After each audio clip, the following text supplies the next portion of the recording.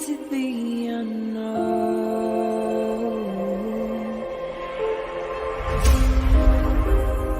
down the rabbit hole,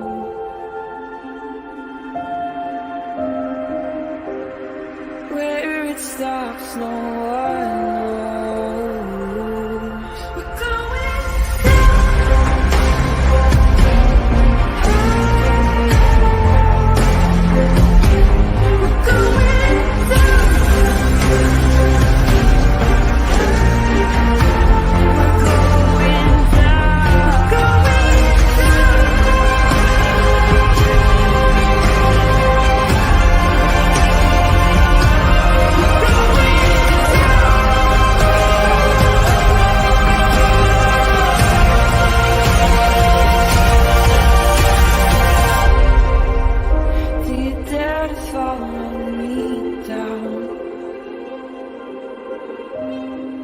head into the unknown. Na, na, na, na, na, na, na.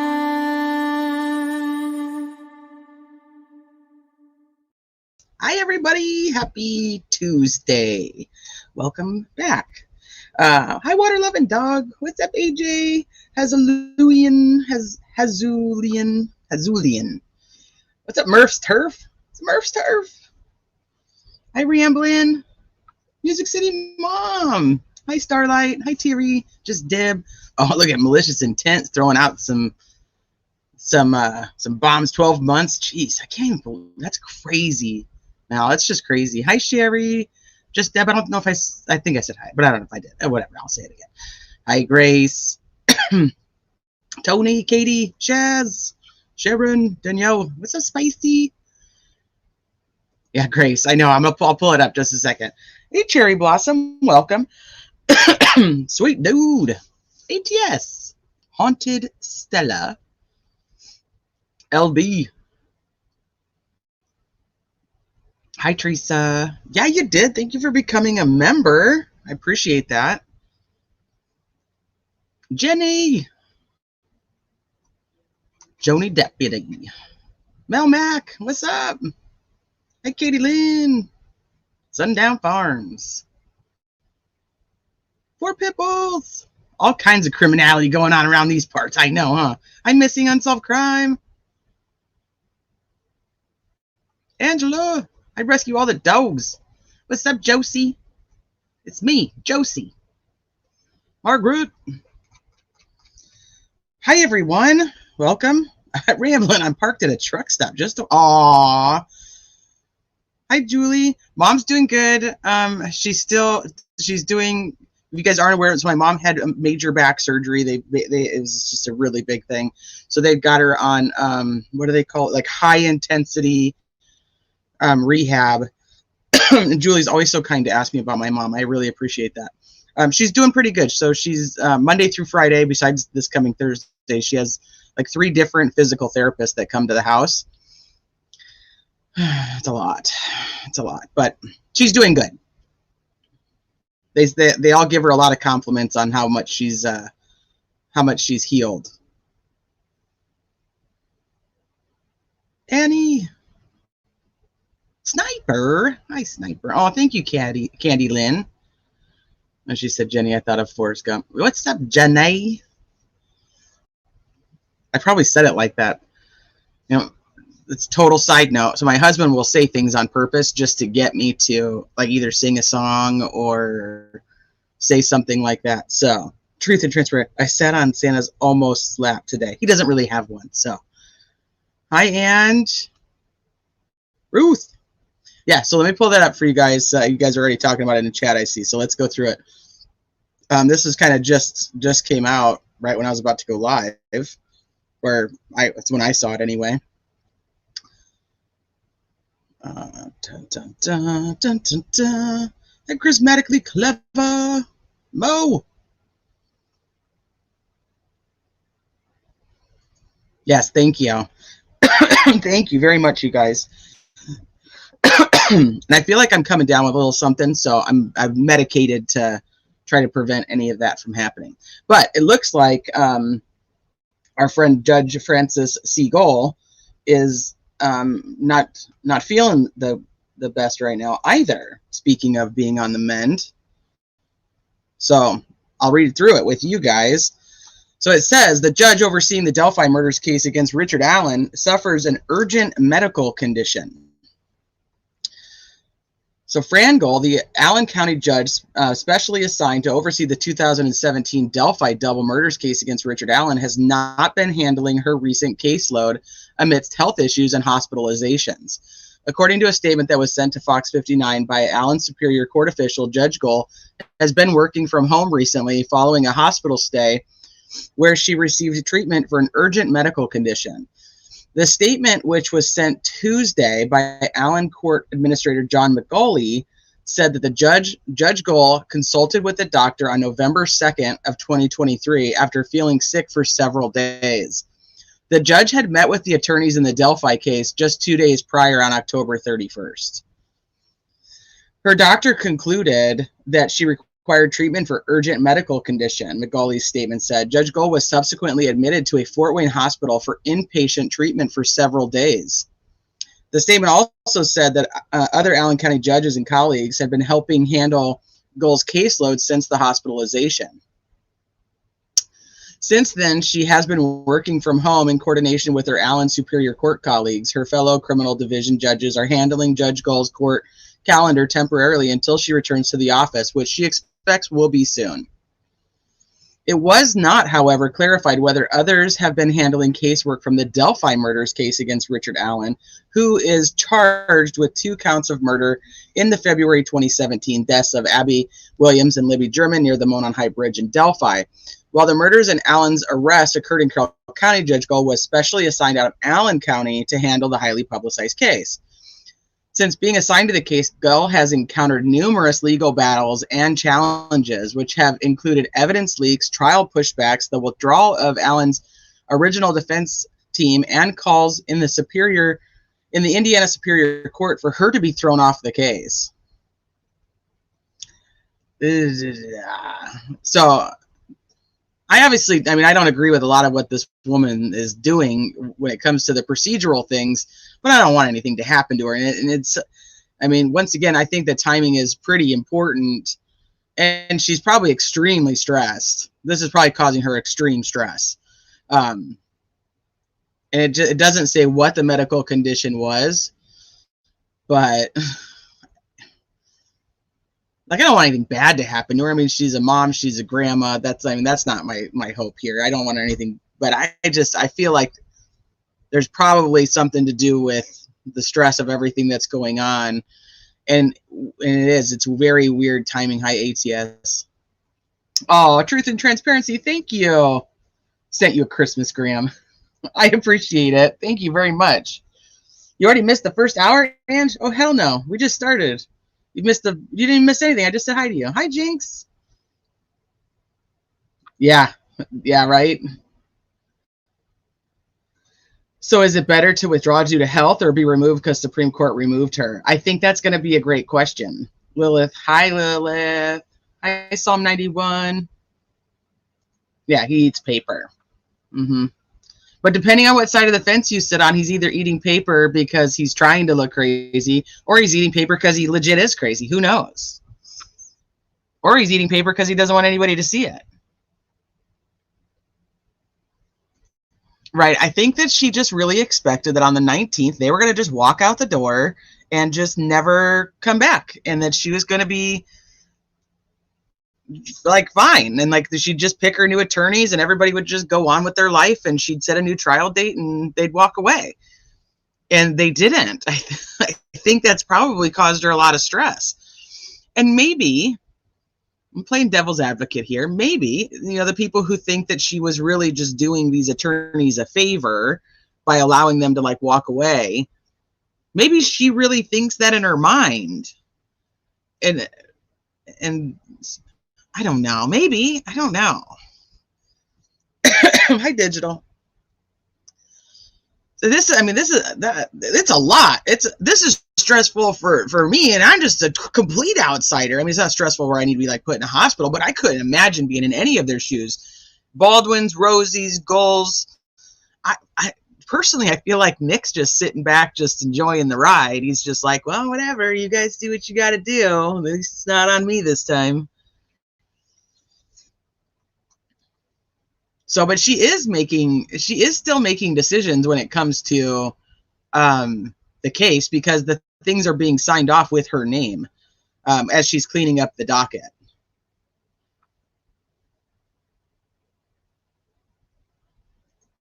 Oh, then do I? Oh, yeah, maybe. That's okay. It stars it for me. Don't worry. No worries. Craig Ross Jr., the man that took Charlotte. What's up? What's up with him? What happened to him? That guy's guiltier than sin, but that guy, he's still going to have representation. I mean, he's technically innocent until proven guilty. So here we are. But I know he was in court last week. Did something else happen with him? Hey, G. Turner. Oh, that's an interesting question. Did they go to school together? I've never looked at that. Nicky is icky. It's icky Nicky.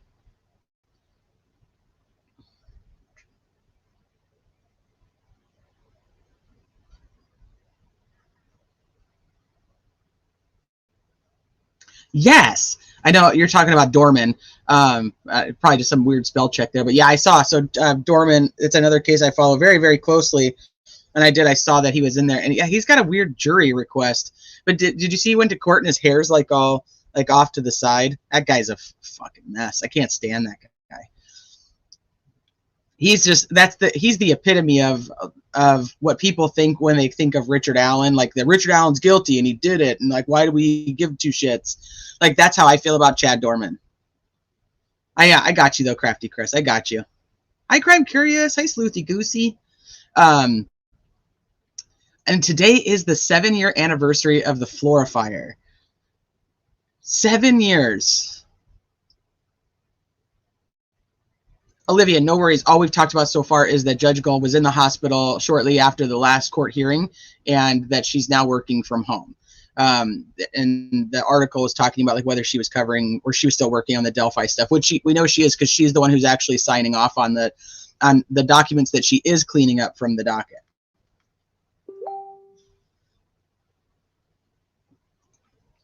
All right, hold on. Hi, Jax. Hi, Unsolved Crimes Uncovered. Welcome.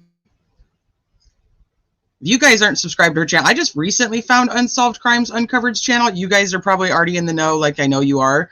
And one of you is probably how I actually found it. You guys sent it to me. But I have like been binge watching all of her videos, and she does such a good job. I don't know if one of my mods can drop Unsolved Crimes Uncovered's link. I am like in love with that channel right now. It's just so factual, so simple, and you know, unlike me, who I get all complicated and I go all over the place. Like it's just very matter of fact. I very much like it. Was that a profile on Craig Ross? Craig Ross. That does sound familiar.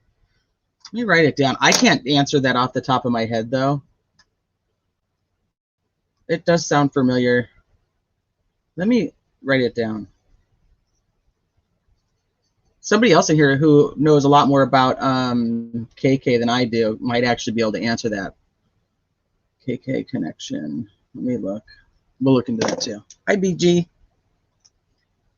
Oh, see here, Four Pitbull says, yeah, that it was.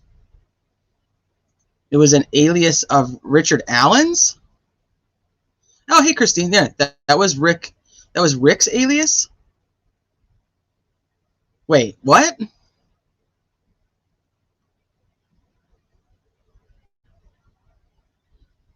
Was that when he was arrested and they had that weird name on the bottom when we were like, where the hell did that come from? Is that what we're talking about? I remember that. Thank you, ATS, for dropping that link.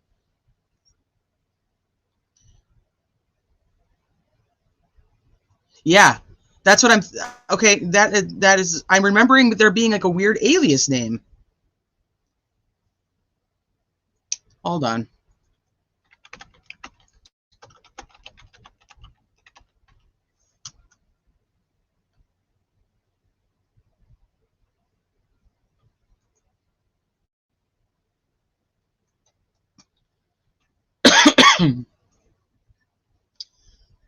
The photo shows a man arrested over Delphi murders with police sketch of suspected killer in the background.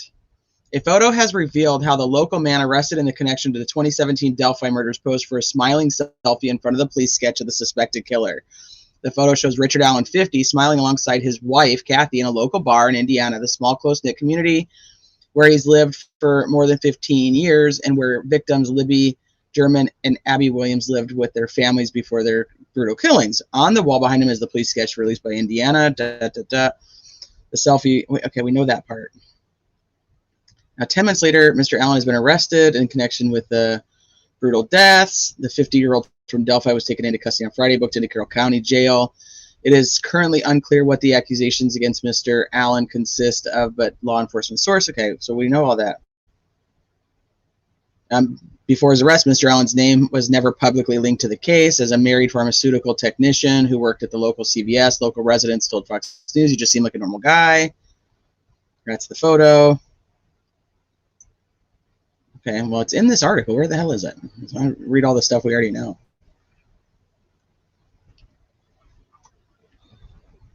I guess I will have to read it because otherwise I'm not going to find it. During the walk, Libby posted a photo. Later that day, the teenagers were reported missing. The next day, Valentine's Day, their bodies were discovered. For the last 5 years, no arrests were made and police remained tight-lipped.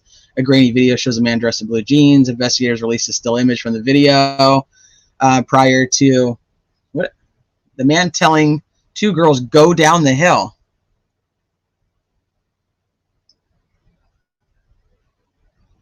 That's interesting that they're quoting saying, go down the hill. Yeah.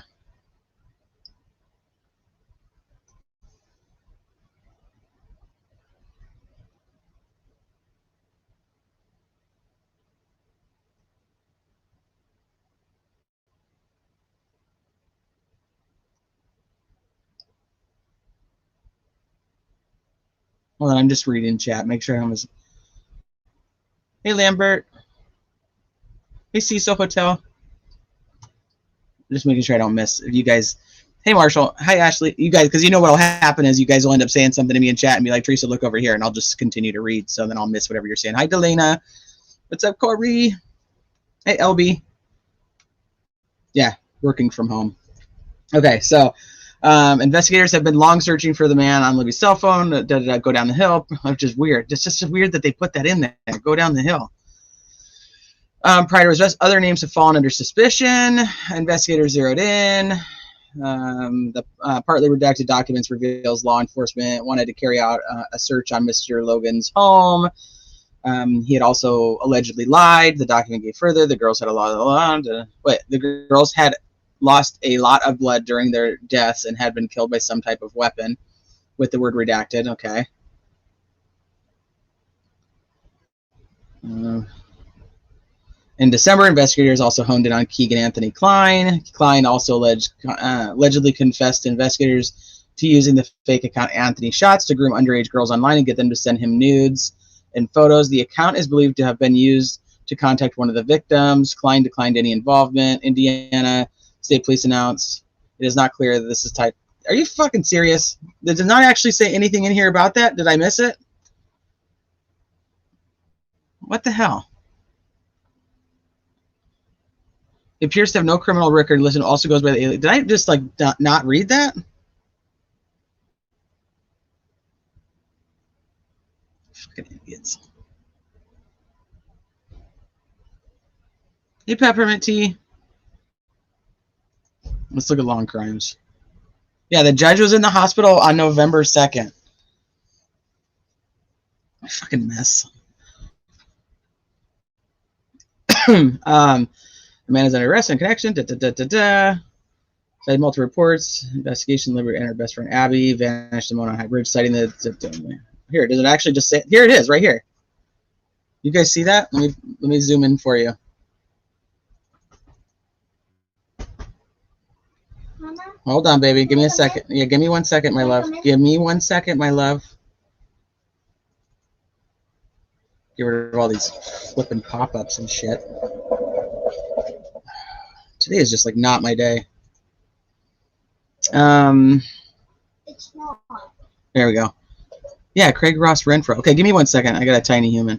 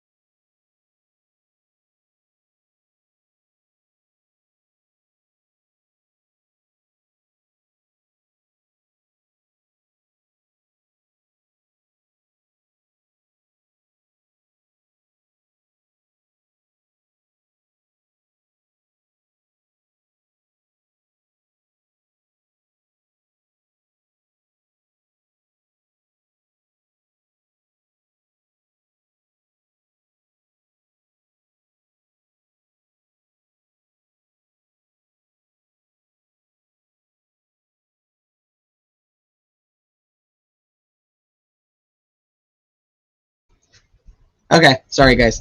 Oh, you're in the UK, and it's saying it's like breaking news. See, it just came out today. Like the article just came out today, so I don't know if anybody quite knew it beforehand. And why the heck is my what is going on? Now nothing wants to work, of course.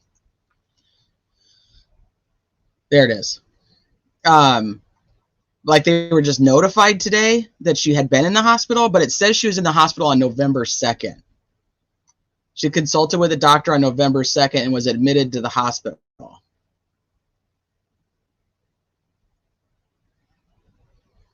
So yeah, so that was his alias. So yeah, and the other guy is what he's Craig, Craig something else Ross, the one that's the kidnapper from the New York case. And I know he was just in court. That is a weird alias name, and I don't even know where. I remember like seeing that, and we were all like, "What the? Where did that even come into play?"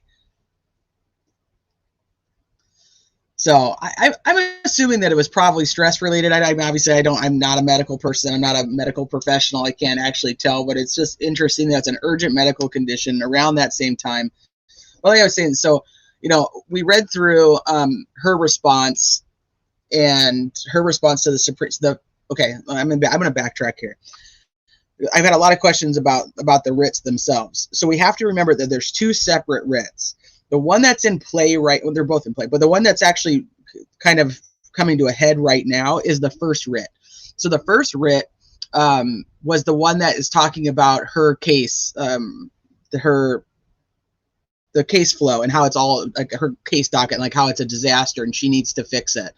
And then the response was, well, she did fix it because she issued the order, essentially, in my opinion, throwing the court clerk under the bus, like, it's not my job to, handle this, it's hers. But that person's literally doing it at the direction of what Judge Gull's saying, so it's neither here nor there. So that's the first writ, and that's what's really in play right now. The second writ is the one that's actually talking about her conduct and wanting her to be thrown off the case and the other attorneys to be reinstated. So that one, nothing's happening with that really at this moment because she has till the 27th to respond. So we won't necessarily hear anything about that. So she puts in her response on the 16th, like right before cutoff. And now what we have today is those lawyers from the first writ, because it is there's one that ties them together, but that is essentially different groups of attorneys. So those attorneys that filed the first writ as the relator, and so that's a terminology you kind of have to get to know. So the relator is Richard Allen and the people who are talking for him. So it's the attorneys that are talking on behalf of Richard Allen to the Supreme Court. So that's like the relator. It's the person who's filing the writ. And then the respondent is now Judge Gull. So Judge Gull's attorneys are responding on her behalf. So what we have today is those attorneys from the first writ essentially saying to the Supreme Court, like, hey, there's nothing really in writing that says we can or cannot respond. So we're essentially asking here, that can we respond? So like relator's motion for leave to respond to the respondent's objections. It's a lot of like RRR. So it becomes kind of convoluted. But what they're essentially asking the Supreme Court for here is like, hey, She put in her response to our writ. She submitted it on the 16th, but we want to respond to her response. So now that it's going to be like a relator's response. And but there's nothing really in writing with a date that gave them a deadline to say this is when you actually need to respond by. So they're saying, hey, we want to respond, but we want the court's permission to respond. And if we get your permission to respond, then over here on this one is our response. So we're going to read, I'll read through this one, you guys. There's obviously all these documents have a lot of legal stuff. But it's just kind of, I'm trying to just simplify it so you guys can kind of see, like, this is, they're waiting for permission to respond. And then when they have their permission from the Supreme Court to respond, then they're going to submit their response, which they have right here. But it'll be actually submitted with the court. So before we get into this, let me just see what you guys are up to in chat. Hi, the Rockaways. Every person that clicks the like button helps feed one of Judge Gull's hungry cats.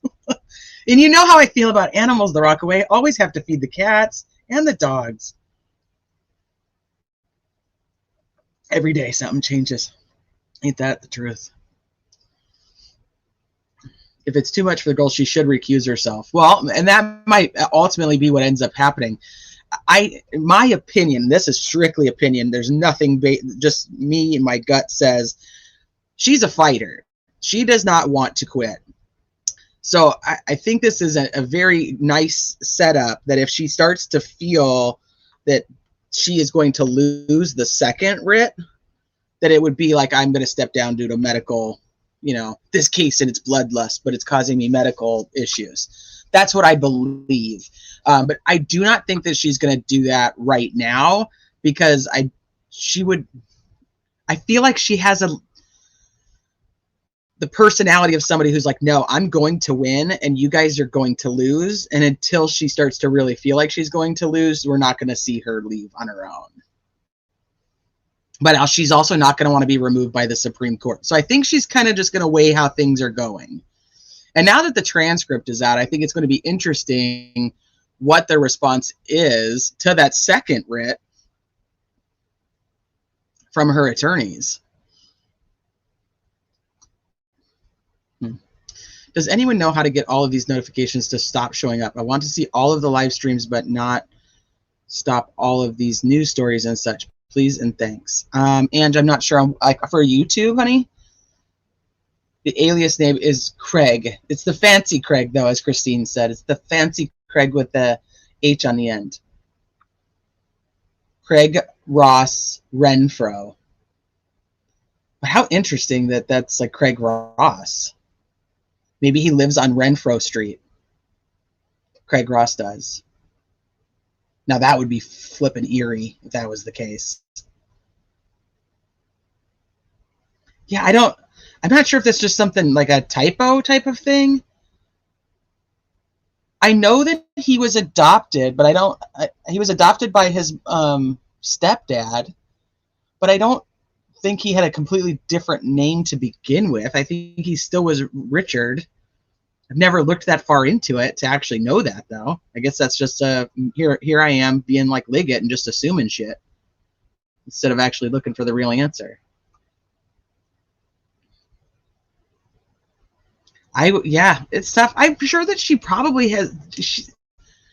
That's a lot of weight on anybody's shoulders anyway. That's why I'm like, she's a fighter. She's not gonna just back down and just be like that. Okay, fine, I'll just go ahead and go. He was 50 when arrested, so depending on his birthday, yeah, he'd be about 44, 45. Yeah, Jackie, that's right. Yeah.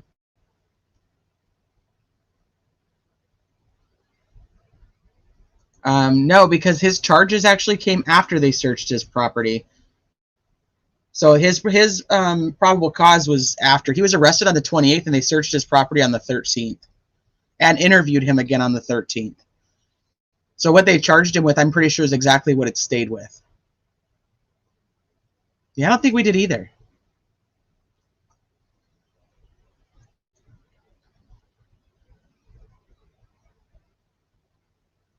Hey, Johnny. Mandy. Hi, Peyton. Hey, BR. His name is not relator Richard. His defendant relator. He is the defendant and the relator. He's both because he's the defendant in the criminal case, but the relator in the Supreme Court case. Hold on, guys.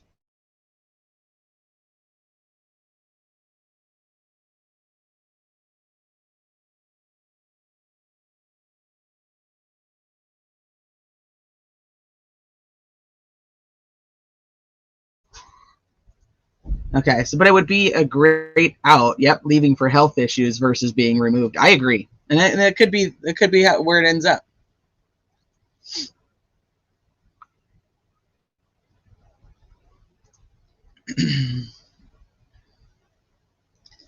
Well, and I think that's a huge point that Rockway's. He says like the goal is making the entire state of Indiana look bad. There may be political pressure brought to bear to get her to leave, and I do think it's possible that if she was to be removed by the Supreme Court, how much would they really take into consideration the world is watching quote at this point? You know, that they can't do anything shady, and not that they would. I mean, I don't know of anything that's gone on in the Supreme Court of Indiana that's ever come up and been like, oh my gosh, these people are all, terrible human beings. I don't know that to be true yet. I don't think they're in on any type of collusion. So, okay, so I'll go through the first one. It's really, really quick. Like I said, this is basically just them requesting, saying, hey, we want to be able to respond to her response.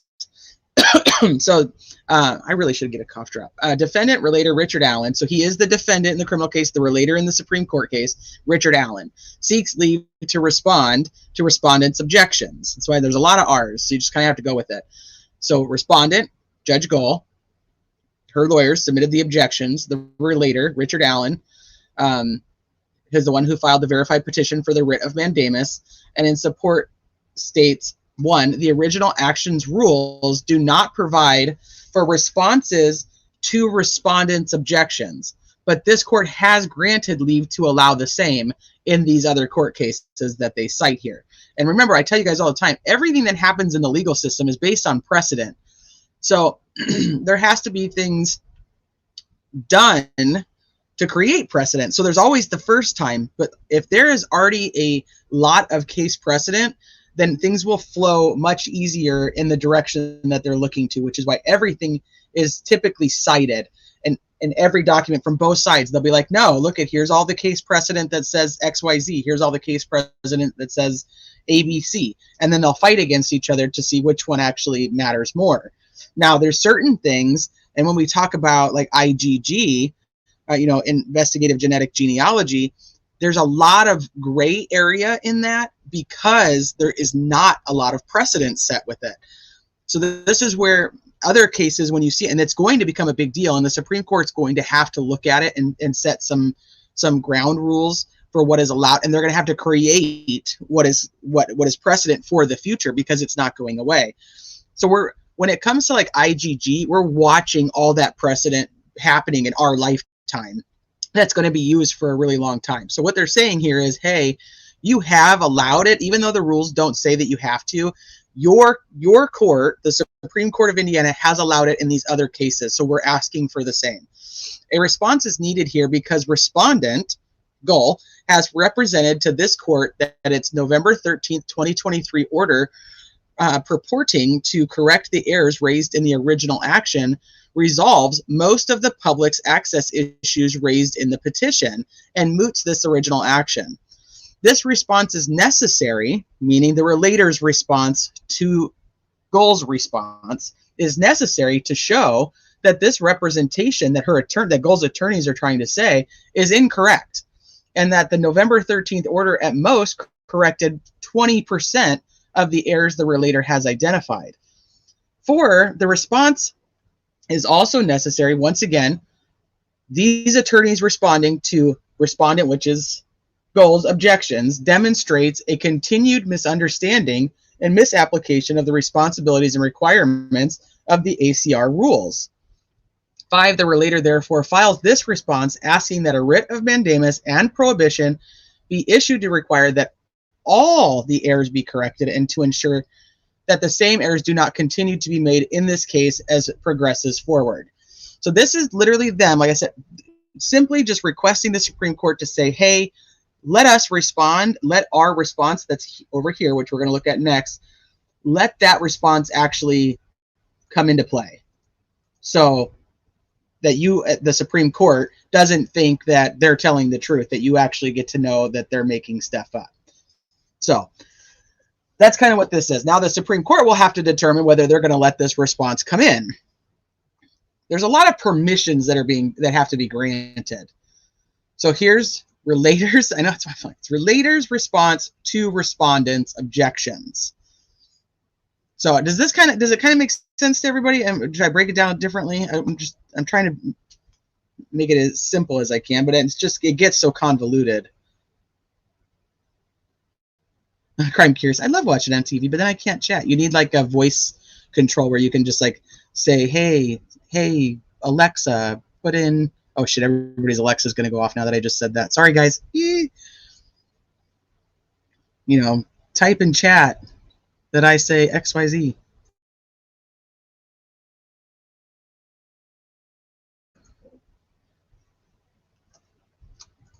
Oh, what happened, Georgia? Hold on. She can tell the support is not in majority her favor. She may not give up, but she will need an excuse teed up. That's what I'm thinking, Georgia. That's how I feel. I have no case. There's nothing based on that. It's just that's strictly my opinion. You can take it or leave it all you want. I'm a Mandy. I'm trying to avoid driving to your hood for Thanksgiving.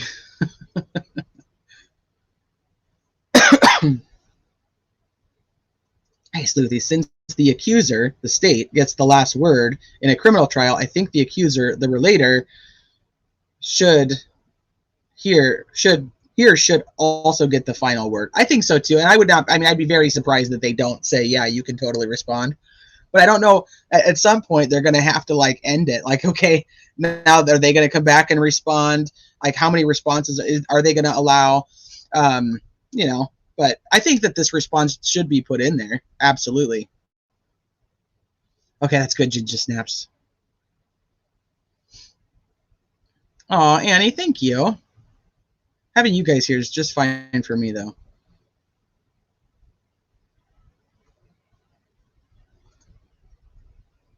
Okay, so the relator in this case is Richard Allen. So think of it this way. Anytime the relator is mentioned, it's either Richard Allen or the attorneys that are representing Richard Allen. So in the first writ, those attorneys are Kara, Maggie, Jesse. I thought there was 4, but I guess there's 3. So there's these attorneys that are representing on the first writ. So it's relator would be Richard Allen and the attorneys that are representing him for this writ. Now on the second writ, it's a different set of attorneys, but Kara's still there. Hi, Alibi.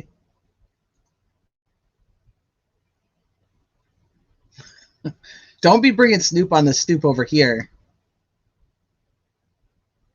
Right. Yeah, it shouldn't just be a back and forth. And I think that it should be pretty apparent with what is actually given as the quote unquote evidence in the responses already. The Supreme Court should have no problem ruling based on, once again, court precedent and procedures of the judicial system itself, that her court docket, her court case flow is not right. I mean, you can compare it to all the other high profile cases that we look at, and it's not accurate. So some of the things we've seen recently, like she went in there and she like approved the withdrawal of an attorney that hasn't actually been on the case for like quite a while. Like she's going in and she is cleaning stuff up. And that's why I said you could tell she's actually still working on this case. She's the one signing off on stuff. So she is going in there and trying to clean stuff up. And then she also put out the notice on the 13th where she told the clerk that she needed to put all 118 things onto the court case files. What's up, MK? What's up, little gambler? AJ.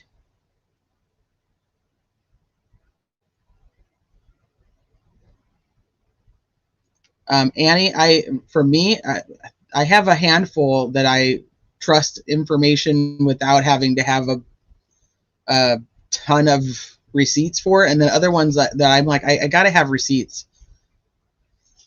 I come from a very heavy research background, and in research, you have to have two things to be able to cite something to make it fact. One is good, but two is best. And so receipts, even when it comes to this, it's like, I'm not doing it because I don't necessarily trust everybody, but it's like, and I try to tell you guys, like, this is my opinion, this is what the rumor is, this is what I've heard. Like, I try to make sure I state everything very clearly, and this is what I can prove, and then I will give you guys the receipts of what I can prove. Because you have to know that there's all different, that's a huge spectrum of different things. Okay, so the relator is always Richard Allen and Richard Allen's attorneys, depending on what document we're looking at. The respondent in all of this is always Judge Gull, because she's the one who is being accused of things, and she's the one who has to respond and say. So it's almost like you can think relator equals plaintiff or prosecution, and respondent equals defense defendant. It's different terminology because it's not a criminal case. These people aren't being tried. So it's just different words, but that's kind of the essential side that you can think of. Because I feel like this judge shouldn't be able to touch anything else till this thing is resolved. I agree. So on the second writ, that is actually one of the things they put in, and it's considered like an emergency writ, where they wanted the Supreme Court to like stamp it and say, hey, you know, don't let her touch anything else to do with this case until this is fixed. Well, you can't have both though. So they can't have the writ saying, hey, she needs to fix everything, but she can't touch anything. So they have to go, she can fix all of this shit that's wrong, but she needs to not touch anything that's ongoing. Like, she can't make any decisions right now. She can't hold any hearings. She can't make any, any rulings or quote unquote findings on anything that's pending currently. It's very different than most. The momentum definitely changes a lot here. And this is more like a cat fight between like the judge, the attorneys, and the Supreme Court, more so than it even has to do with, it doesn't essentially have anything to do with Abby and Libby and that part of the case. And I think that's where a lot of people get kind of confused too, because this is more about all the procedural end of things versus the criminal end of things. And I get a lot of comments like, well, the defense attorneys screwed up, so that's just how it is. They're idiots, and that's, too bad for them. Ha, ha, ha. And my response is always the same. Like, if the attorneys did something wrong, then they should be held accountable. But just because we, the people, and I have to make sure that everybody understands that we is us, all the ones on the outside, just because we think something doesn't make it necessarily the fact of how the judicial procedure should go. There's actually things that are in place already that have to be followed. And this is where I run into such an issue with all of this, is because I don't think that they have been followed. But is there some weird precedent, weird judge, judicial something or other that she knows about, because I'm not a judge and I'm not an attorney, that she thinks that this is okay and that's the proper way to go about it? Because if she really did think they did something wrong, why not just lay it all out and prove it? Why not say, hey, when you guys come to court on the 19th, we're going to have a hearing to discuss whether you guys should be disqualified? Not like she says in those transcripts, well, you're an attorney, you should know how to read between the lines. Like, they should have brought everybody. And even if you do have that belief, then I don't understand why Rosie would have thought to bring anybody, because he didn't do anything. That guy didn't have anything to do with anything. So even the ones who were like, well, Baldwin knew and Baldwin did this, but then Rosie's the one who requested the in-chambers hearing. He did not request an in-chambers hearing. He did not request to go there 2 hours early. He simply requested some feedback on what the heck was going to be happening on the 19th. And then she said, come and meet me beforehand and we'll do this. So when he goes in and says, like, I guess I'm the one who kind of asked for like to be here, he didn't say, hey, can we come 2 hours early and meet in your chambers and discuss some stuff? That's not how it went.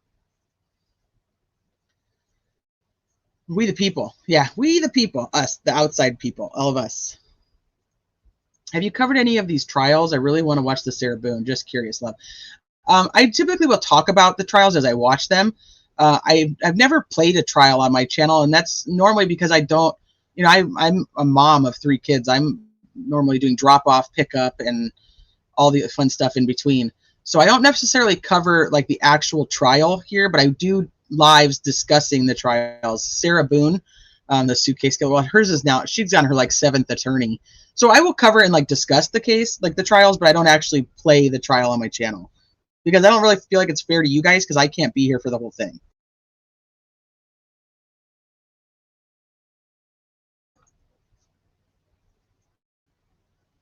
Yeah, and told him to cease work. Yeah, no working on the case. Without any, she should have just said, okay, come in the 19th, be prepared to present why you guys feel you shouldn't be disqualified. Nick, you come in and present why you feel that they should, even though I don't know necessarily he should have any fucking say so, but come in with your witnesses for the investigation into the leak. How about that?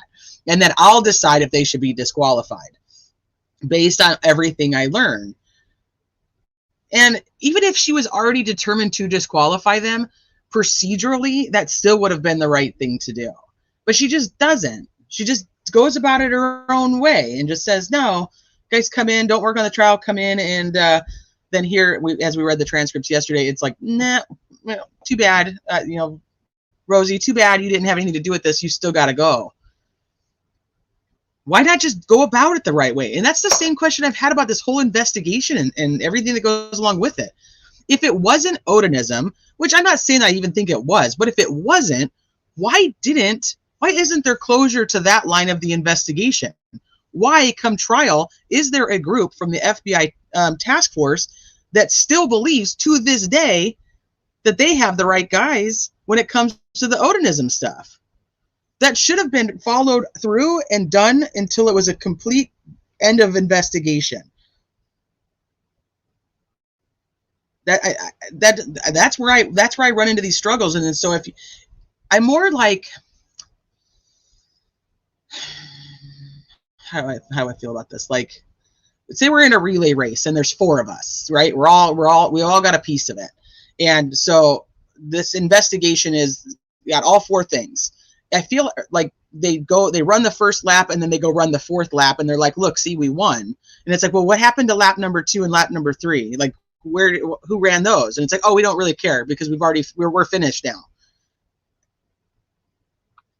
Who said it wasn't fully investigated? Well, the 3 investigators, well, two of the 3 at least, specifically Todd Click, who sends the letter to McClellan like, hey, I need you guys to convince me that my guys that I spent years investigating aren't the right guys and that you've got the right guy.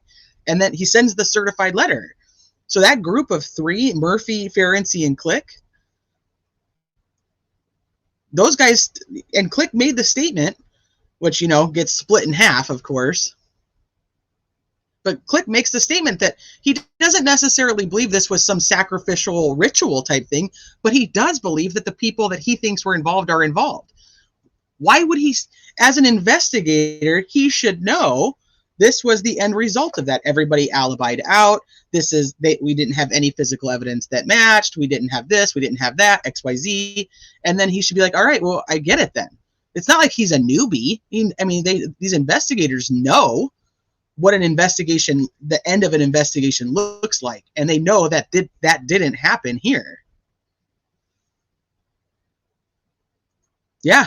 And I think when somebody else got arrested, he was like, well, somebody tell me what evidence you have against this Richard Allen that proves that he's the guy versus this one. So that's my issue. It's like they just feel like they can skip all these things and that's okay because it's done now. So too bad. But you can't, that's not how it works. You can't go run a relay and just run the 1st and the 4th leg of the race and say, well, I won. You got to run all of it. And I don't think they do.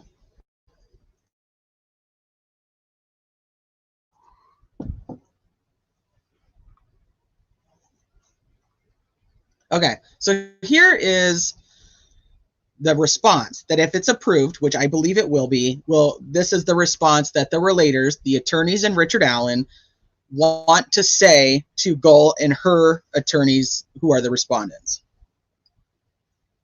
Right. I don't think any of them are. And does that mean corruption?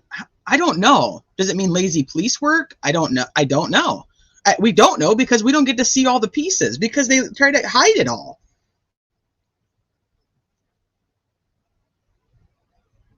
Instead, officers that thought it was odorism started dying off. Yeah. And then you have poor Todd Click. As soon as I was reading that memorandum, I was like, holy shit. They're naming a lot of people that it's going to put a lot of people at risk here. Right. If RA confessed to someone, no, it doesn't change my mind. It doesn't necessarily change my mind. I have to have context. If he confessed before he got arrested, like this whole thing that people are talking about, that he possibly confessed to his son-in-law and daughter, or maybe just his son-in-law. No, it doesn't, because this is the same thing that I tell you guys all the time. If I go next door and I kill all my neighbors, and I walk into the police station and I say, hey, I just killed all my neighbors, they can't arrest me. They can't go, oh, okay, well, we're going to place you under arrest for killing your neighbors. They have to actually go there, collect evidence that shows them, one, my neighbors are even dead, and two, that I'm the person who actually committed the crime. And then they can arrest me. So I can confess to anything that I want to confess to. I can say whatever the hell I want to say. Hence, we have all these false confessions that are out there and all these, weird people who want to take responsibility for shit they didn't actually do. So no, there has to be context. So now, do I go in and say, I did this and I used, my mechanical pencil in the kitchen, not that's a game of Clue, but just seriously, like, if I say that and then they go in there and they realize that the weapon is a mechanical pencil and all the people died in the kitchen, they can pretty much start tying things together. So there has to be context behind that if that person gave them evidence. So yeah, so let's say, Shelley, we'll go with that. Let's say Richard Allen tells his son-in-law, I committed the crimes, and here is the knife that I used to do it. Now, his confession doesn't necessarily mean too much of anything on its own, but having the supporting evidence absolutely would, because now you have, here's the murder weapon. But now you have to go and still have proof that this person who's telling you that they confessed isn't the actual perpetrator themselves. So now I'm saying Sleuthy Goosey went and killed all my neighbors, and she told me about it, and she gave me the mechanical pencil she used. But Sleuthy Goosey's like, I'm not even there. What the hell are you talking about? Like, I was over here and doing XYZ. You can't just blame me for shit. And it's like, well, I can, because now all the evidence points to it, and you gave me this mechanical pencil you used as the weapon. But maybe Sleuthy Goosey was at my house and she used this mechanical pencil and now it's been touched and it's got her DNA on it. And guess what? So the confession itself is just not enough for me.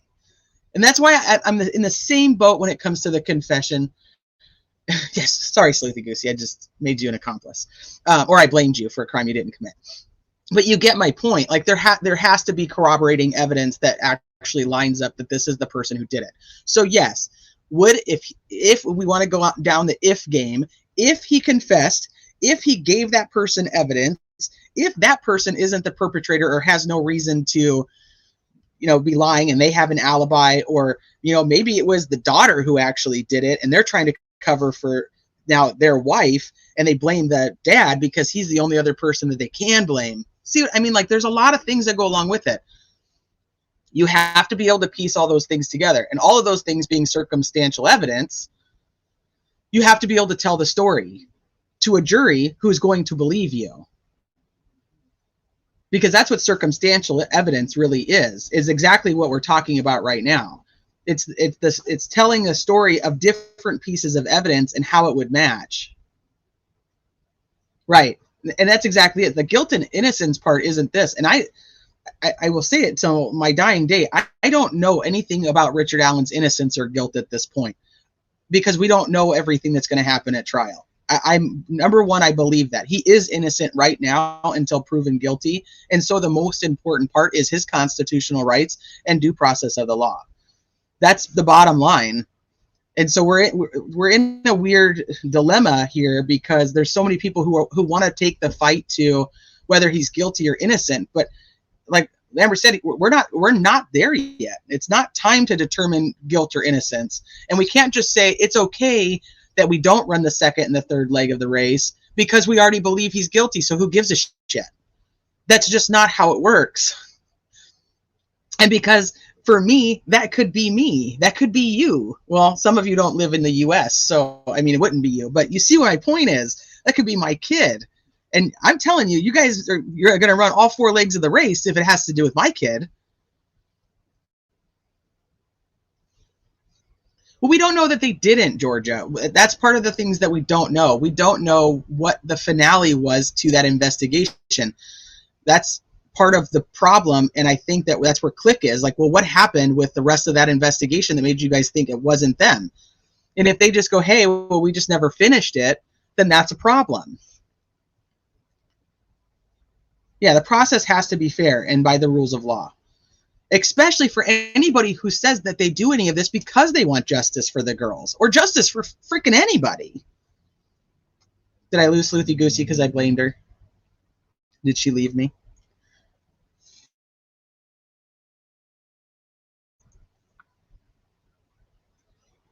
So, and there's that the whole Odin report that we don't actually have access to, but is part of the evidence that they put in, that the defense put in with that memorandum. You know, they had how many pieces of evidence? It was a crap ton. It was the one-armed man.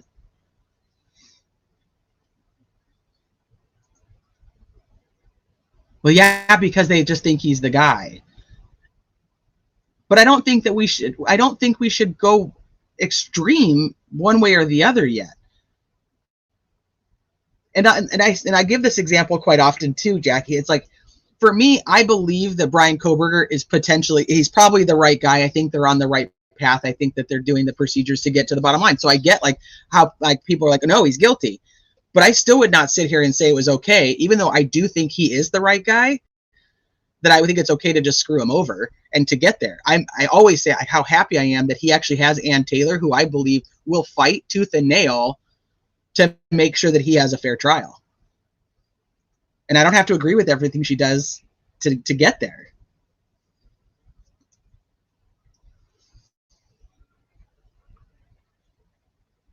Yeah, she's getting help with her caseload.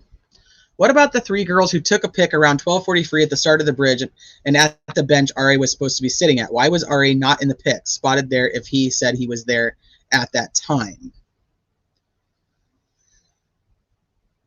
Well, he says he was there at noon.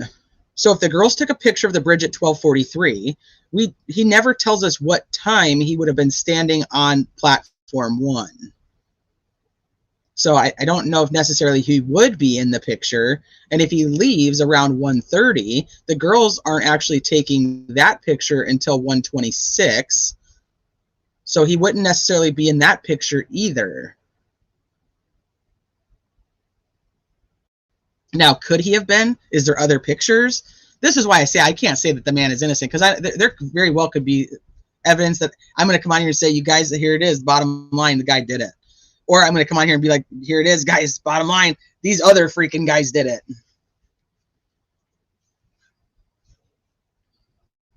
Right. So I don't necessarily, I mean, how long does it take you to take a picture? Let's think about that. It doesn't take you very long to take the picture. It'd be very quick. And so if he's already done and he's already walking the other direction, then he wouldn't be in the picture. But here's the thing, that those girls, he's not the only guy they saw. They saw another guy there, but nobody talks about that other guy. And that's one of the things that has really got me focused on who all the people were there that were there before 1:30. Because they saw another man there. What was he wearing? Why don't we know that? Why don't we know that what he was doing? Why isn't he in any of their pictures? I struggle with it being people trying to make it very black and white and not understanding that there's other pieces here that you guys, we, the public, again, don't have, So we can't just say, oh yeah, this is it. The bottom line, this guy's guilty. Which picture? Well, the one with the two girls I have that picture. The one that they took of the bridge, I don't have that picture. And the one that they took by the bench is a very close-up selfie. I don't even know if you would be able to see anybody else in it. It's a selfie.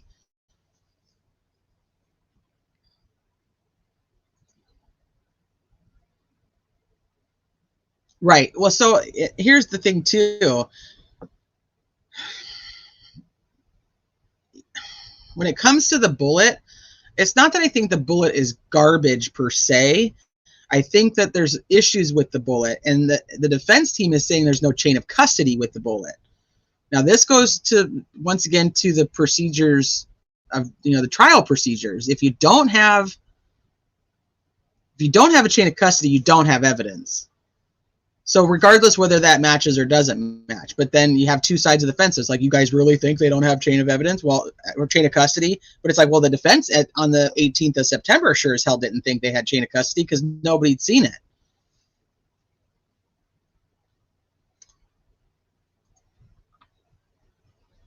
Right. I agree, Delina. Yeah, there's just so much. Okay. I mean, they wouldn't have spotted him on the trail. He would have been right with them if they was leaving at the same time, right?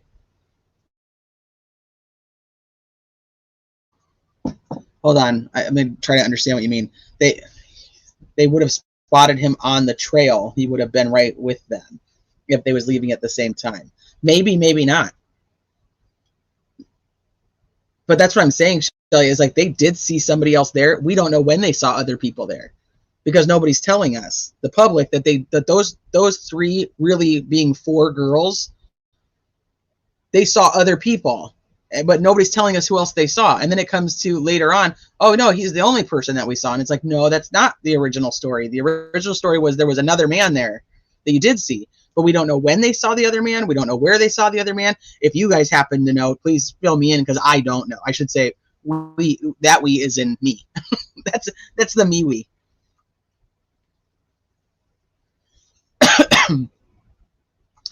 Why does the three girls matter? They didn't see him on a bridge or even with the girls. Only witness saw a man on bridge, says it was a young guy with curly hair.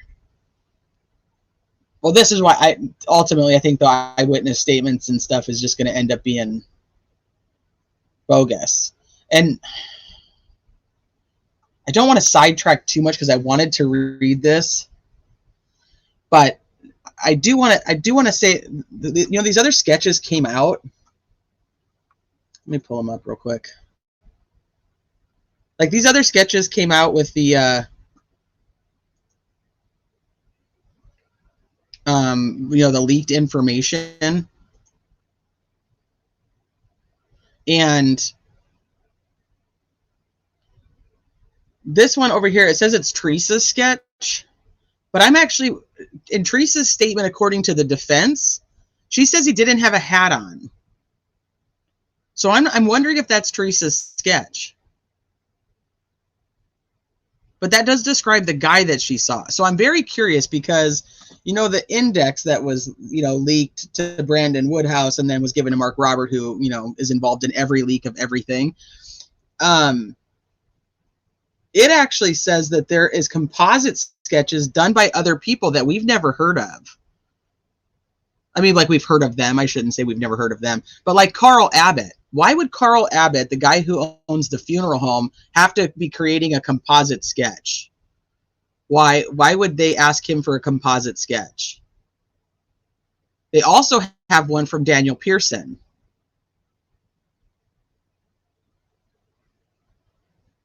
And then we know via interviews with law enforcement, they say that somebody drew, or somebody who gave a composite sketch actually matched Mike Patty. Supposedly, Jackie, yeah, but I'm not sure. I'm not 100% sure on any of that yet.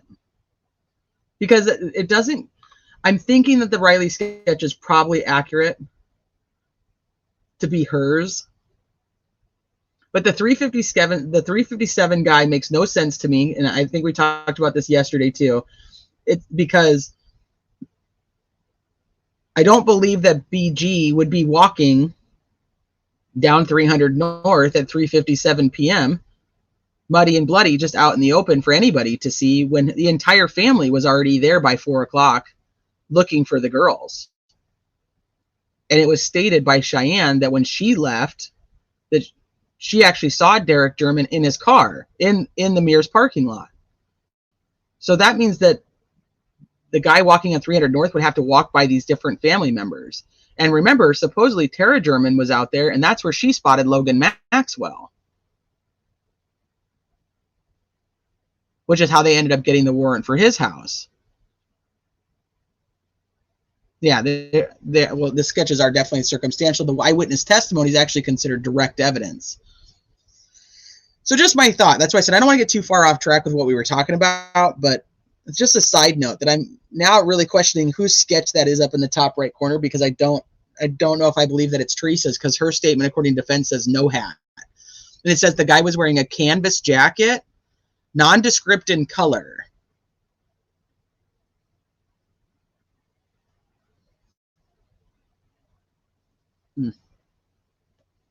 So that's where we're at. All right, let me get rid of this. We can go back to what we were talking about. Okay.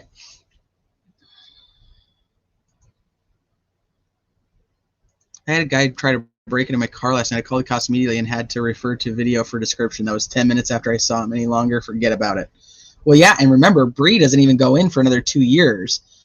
And the sketch from Sarah Carbaugh isn't for, what is it, June or July of that year? I mean, so the most accurate one that we know of, the public we, is the one that would have been done by Betsy Blair on the bridge. But everybody tries to make all these people the same person, and I just don't know how they can do that, because even if you try to say they're all the same person, the timeline doesn't match up. You see what I mean? Like, how is this same person in all these different spots at all these different times? If Bree's witness, it shouldn't count. VG pictures were out by a time she... Yeah. Anybody who gave anything after that really shouldn't count. But, you know, that's my opinion. The guy that the fourth girl saw was dressed all in black, and 3 of the girls' descriptions don't match. Only ones who never changed was the all in black one.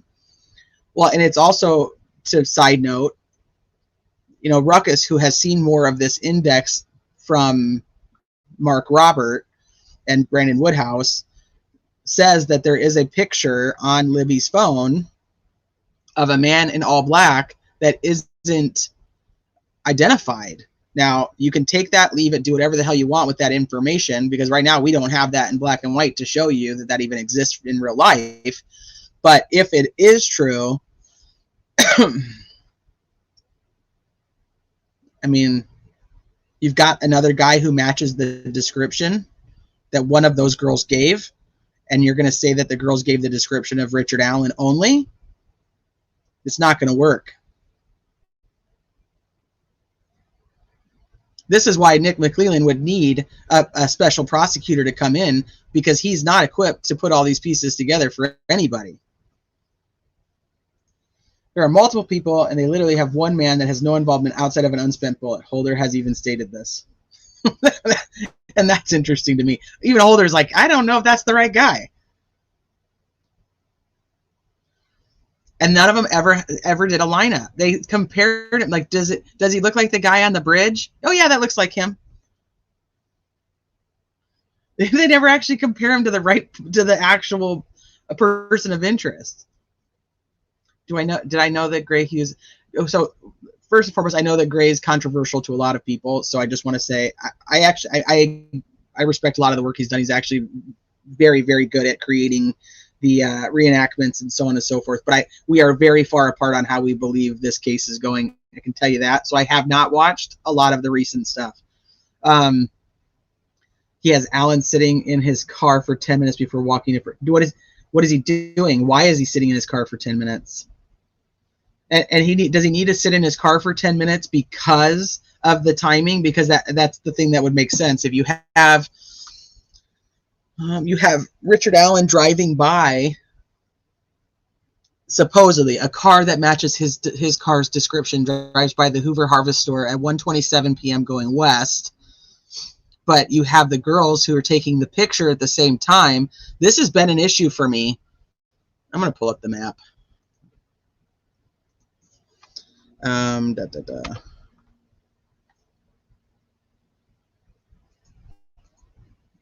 Give me a second.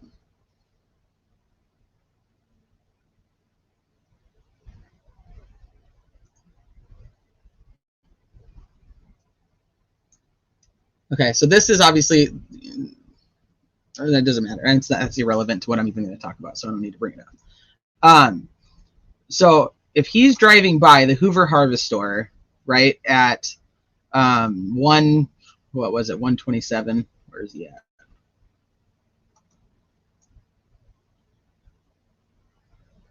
So he's driving by here at 1:27 going west. He's coming over here. The girls take the picture. Let's just say the girls are taking the picture at the exact same time, right? Girls are taking the picture at the same time as he's seen driving over here. Dun, dun, dun, and then you have girls over here taking a picture at the bench, and then they start walking. These girls are not seen until 1:46, I believe it is, almost 20 minutes later. It was 1:45. I don't remember the exact time at this very moment, but I thought I had it on here, but I don't. But they're not seen for almost 20 minutes over here walking. So does Richard Allen have to sit in his car to make that timing work of where they would have actually seen him walking and not somebody else? Does that make sense to you guys? Because how did it take 20 minutes for the girls to get from here to here? That's not a 20-minute walk. So is there some timing that's wrong? In my opinion, yeah. But, or did they see somebody else completely? Even if that is him, even if you say it is him, where did he should be walking already? What are they doing for 20 minutes? Yeah, BBC's 1:43. Thank you, Jackie. I'm like, I knew the time. I just got on the trail, take pictures at 1:26, about a 9-minute walk to the bridge area from the bench. Why does it take them almost 20 minutes to get there?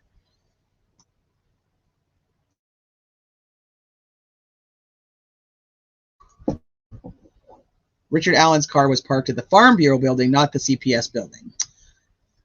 I don't know if I believe that, but do I believe it's possible? Yes. But I don't know if he was adamant that he really was parked at the Farm Bureau building over, in town, and then walked. Here's your Farm Bureau building, and he walks all the way over.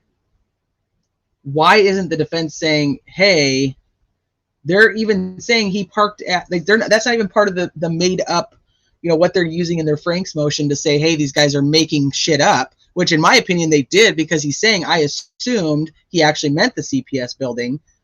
Why they didn't actually just ask him to draw it out and say, hey, where did you actually park? The defense doesn't argue in their Frank's motion that he actually was parked over here and walked all this way. And it's like, what, a mile and a half? I mean, it's not like he couldn't walk it. That's what I'm saying. He could have walked it. He could have walked it. But is it likely? Possible, but probable. You got to weigh in both. Well, anybody who is getting information prior to it being released is going to side with the people who are giving them information, and I'll just leave it at that.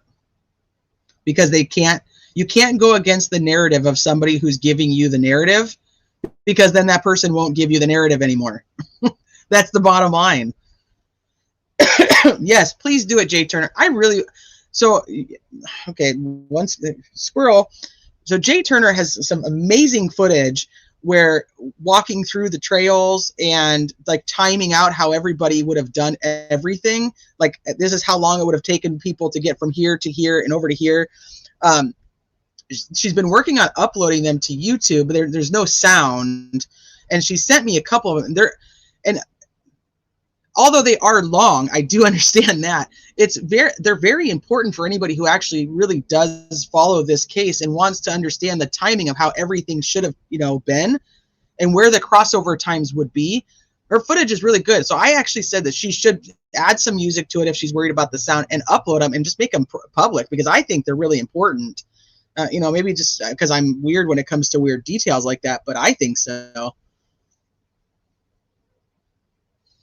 Right. Yeah, you can't go against those people. They will watch you publicly and they will say, "Hey, I told you differently than that. Why aren't you listening to me?" It's like, because I don't believe you. Oh, you don't believe me, then I'm not going to give you any more information.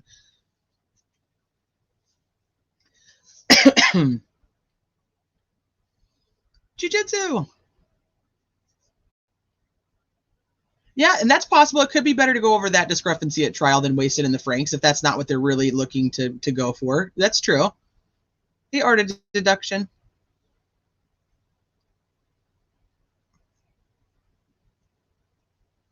I just don't see it. Shouldn't have taken 20 minutes. So I'm wondering if like they're trying to make it so Richard Allen has to sit in his car for 10 minutes to make this car his that drives by the Hoosier Harvest Store, and for the timing to work for these guys to see him instead of acknowledging that there's a definite possibility they saw somebody else. I don't know.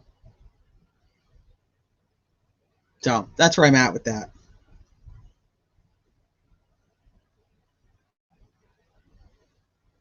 But would RA have gone past the Harvest Store cam? Well, so Julie Melvin did a drive around. Like, she's like, okay, if he took that path and that really was him, then this is the way he would go. And it's like around and then over here and then up a back way and then this way and then there. And then, it seems like a lot of extra work. But here's the other thing is we don't know where he potentially could have been before he decided to go there. Unless they do. Do they know that he was at home and drove there? Do they know that he was at work and drove there? Those are all bits of information that we don't have.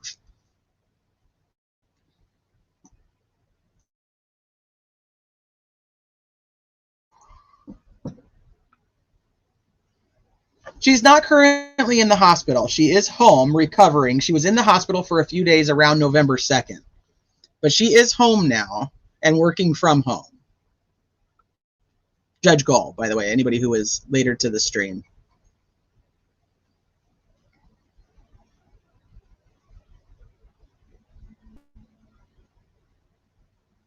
Hey, Sixto. And I don't want anything bad to happen to her physically. I just want a different judge. I specifically want a different judge to come in and determine whether there was actually gross negligence and let that go. Because I feel like if we just go, hey, Judge Gull's gone, put the other attorneys in, then we're going to have the same issue on the flip side of what we're fighting for, which is justice for the girls. Because now will he be found guilty and still go into an appeal and say, hey, these guys were grossly negligent, but I was too afraid of them to, whatever. And I feel like I had bad representation. Well, he used that to file appeals. I feel like another judge has to determine, an unbiased judge, let me be clear. And how do we know that? I have no fucking idea. But I feel like another judge has to come in, make the determination if there was truly incompetence, gross negligence by these defense attorneys. And then if there was, they need to go through the proper procedures to pick 2 new public defenders, not just handpicked by that judge, and then put them on the case. And I think that's the only right way to go about it procedurally at this point, to ensure at the end everything is copacetic. So that's where I'm at. Hi, Hybrid.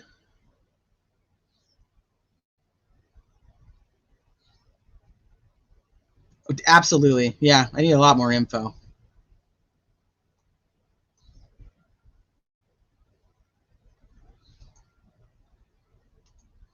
And it could be that, I mean, she's not young.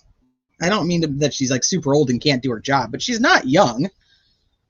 So, and stress is not good in general for anybody. Stress can cause a ton of health issues. Okay, so let's go back over here. I want to read through this. Maybe we just need to do a live where we can just talk about whatever just anything. We'll just talk about all of it. Because I always do that anyway. Like you do that anyway, Teresa. You don't really need a live just to do that. That's what we're here for.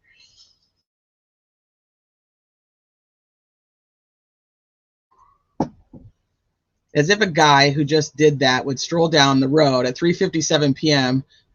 with a wooded pathway going that direction. It's absurd. I don't think the 357 guy had. I would love to know when Brad Heath was on 300 North. Those are things like I want to help me put the whole puzzle together. Who else could this person have potentially seen? And if the family is out there searching at 3:57 p.m., does that person give a description of a Mike Patty? Not necessarily Mike Patty himself, but like the same circumstances? Because now you've got a whole family out there. And he would have gotten there. I don't think Mike Patty was actually there at 4. I don't think he got there till 4:30 in the timeline. I think he's one of the last ones to get there. But still, my point being, is there somebody else that's walking up and down the road helping to look for the girls? What if it's Cody? Because Cody was in and out looking too. What if it's Cody Patty? What color jacket was he wearing? He had just got home from doing whatever the hell he was doing, and he went with Becky to go search for the girls. What was he wearing that day? I don't know. Obviously, I'm sure law enforcement does, but I don't. We don't. We, the public. Can we investigate the Rosie claim? Which Rosie claim? Rosie's the which? Tell me which Rosie claim first. By the power of Odin.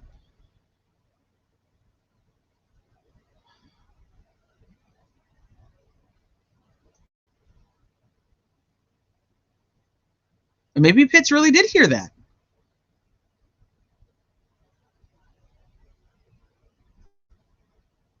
Oh, we did. So we looked at that yesterday, and she does. She has a packet. So we did. Yeah, she has a packet on her desk or on the court TV desk where you can actually see, like, there's photos attached to it. So, I mean, is it the Purdue report? We won't know that until we see a Purdue report. But she definitely has something there that if you had ever seen it, like Rosie's saying, you would know that that's what it is.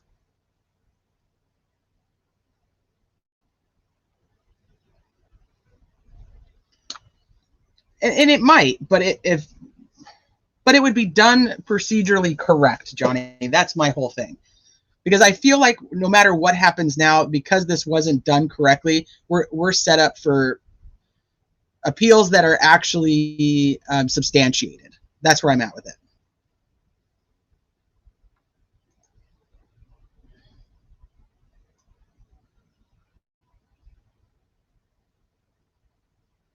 You missed it? Yeah, I'll pull it up. See, this is what happens. You guys get me going through other stuff.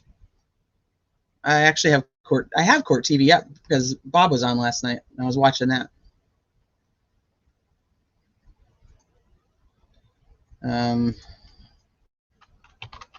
Court TV, Barbara.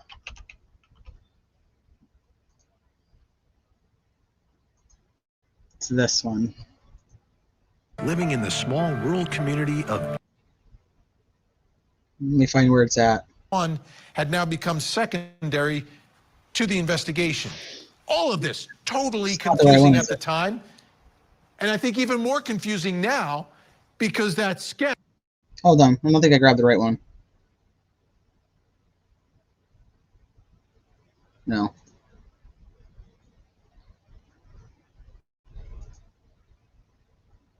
This one.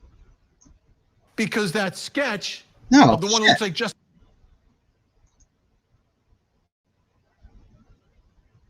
they did not collect them when they. So take a look. Of the. You can see whatever she does have over here is definitely something that if you had actually seen this report, you would recognize. So is it the Purdue report? I have no idea, but if he'd seen it, he would know that that's exactly the layout of how those pictures are. See, there's like two that are spaced kind of weird, two that are really close together. He would recognize it. We would not.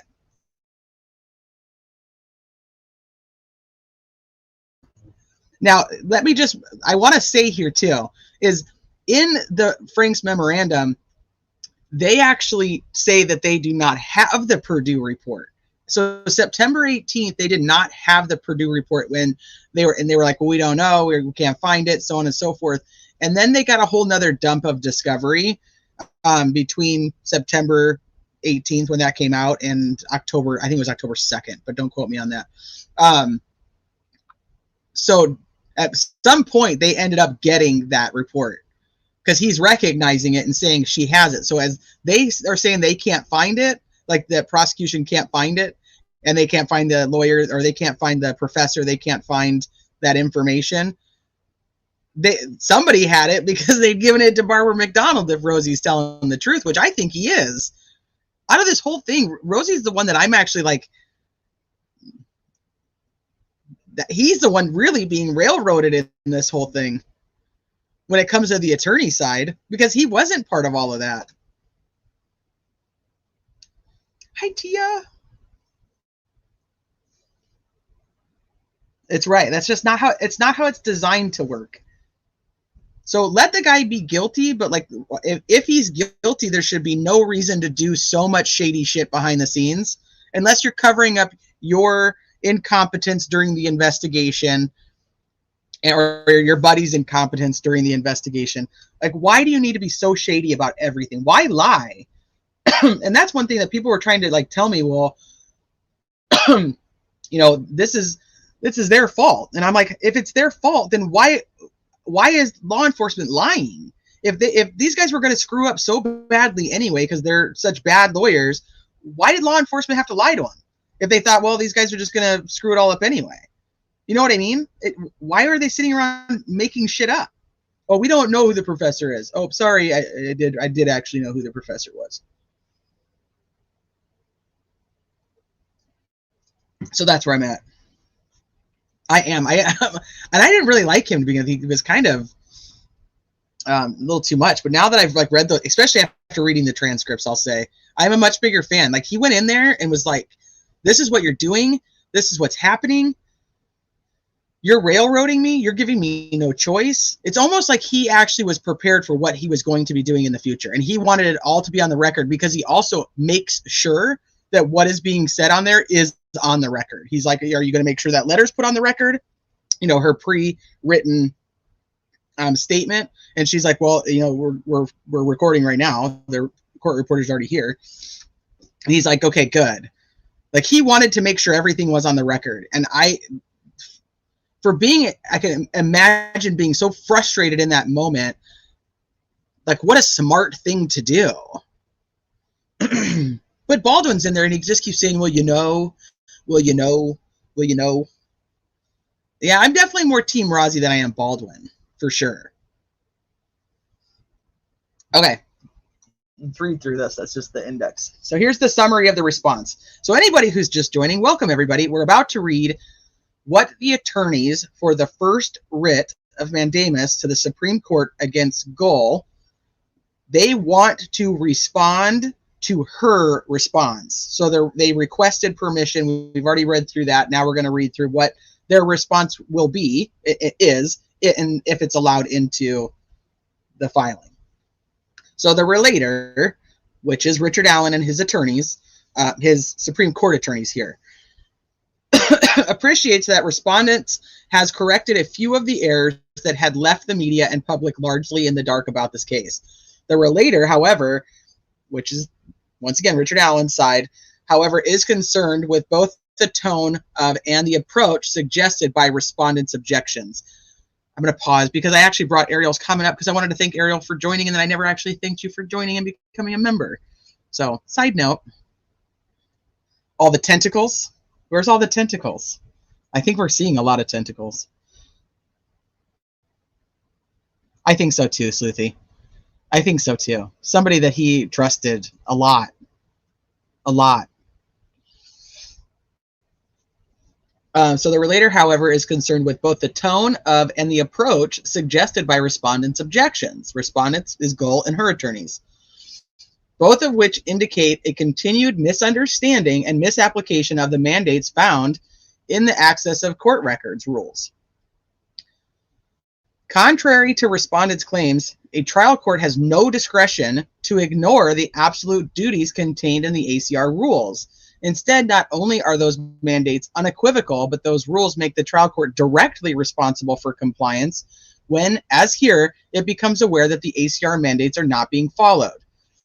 Now, to back up a little bit, remember that in Judge Gull's response, she says it's not the judge's responsibility to make sure all of this is done. It's the court clerk's, where she like throws the court clerk under the bus.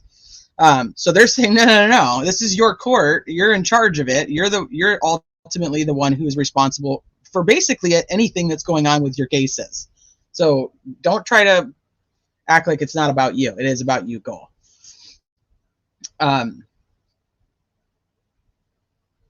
In this regard, a trial court may not abdicate these absolute duties to another entity and then blame that other entity when the ACR rules are not followed. This is particularly true when the trial court itself issues an order expressly instructing that the other entity, here, the trial court clerk, to violate the ACR rules. That's when she tells her to remove those filings, which she cannot do. She ordered the court clerk to remove them, and that entity simply complies with the trial court's orders.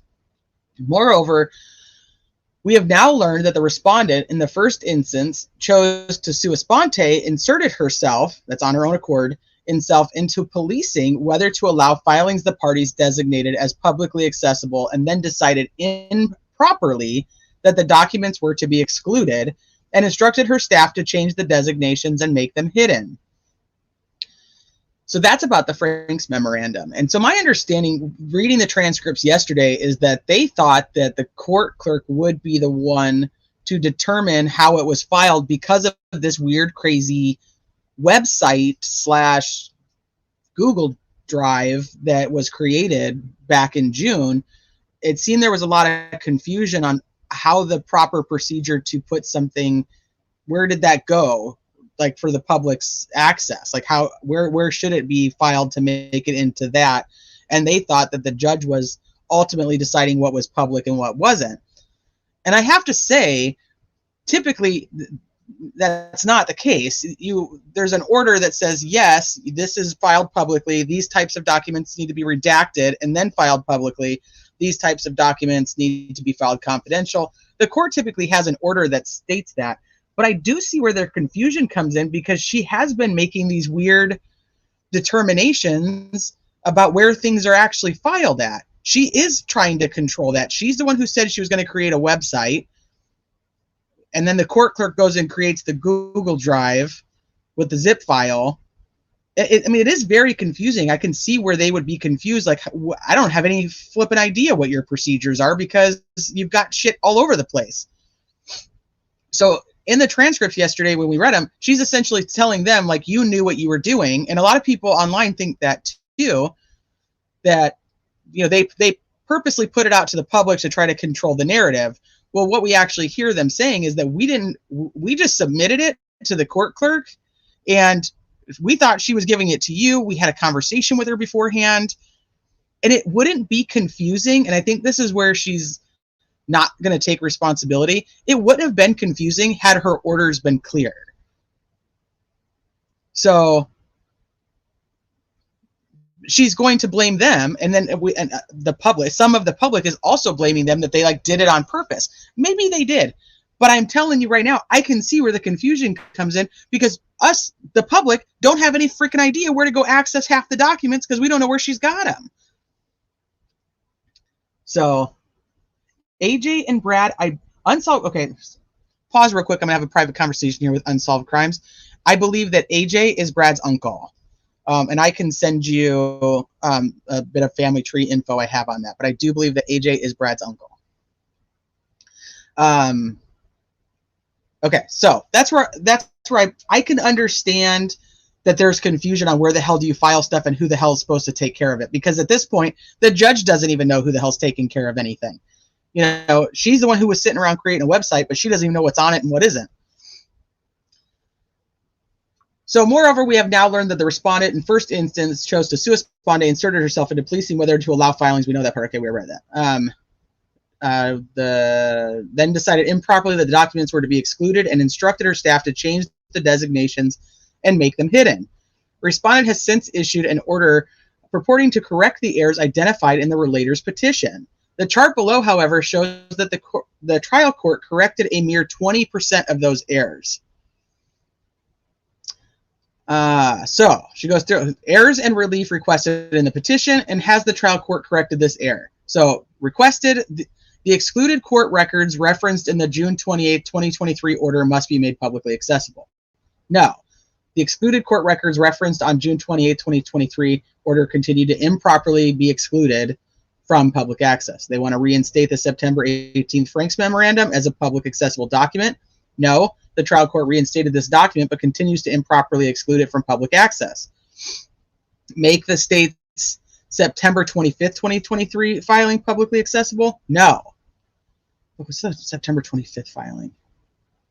Is this when they responded? This was their response, I believe, to the Franks memorandum.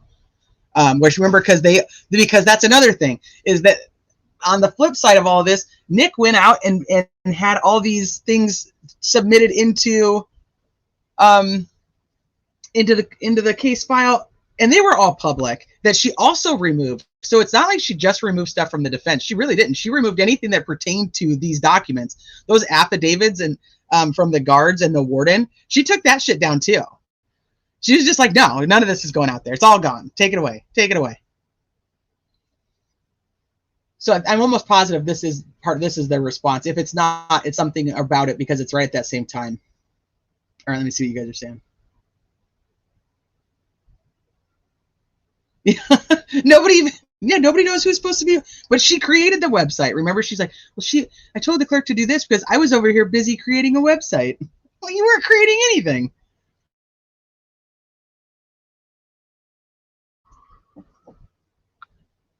Okay, I could not agree with you more. I could not agree with you more. I'm telling you, October 4th is such a big day.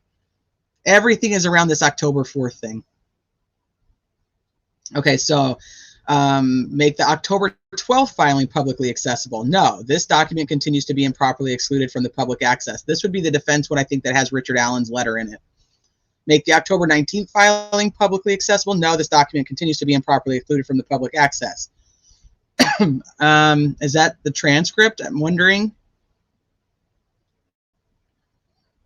Which is now, it is. I'm almost positive that'd probably be that. Reinstate the 4 different October 25th and October 26th filings as publicly accessible documents. These are the ones from Brad Rosie. Every court record excluded from public access must be accompanied by an ACR form. This is what I was telling you guys. If she chooses to remove certain things, she has to put in why she's removing them, like a placeholder. There has to be something that is in that spot that says Frank's memorandum file deemed confidential according to rule blah, blah, blah. That has to be there. So even if you can't see what it is, it has to still be, in order so that the whole thing is clean.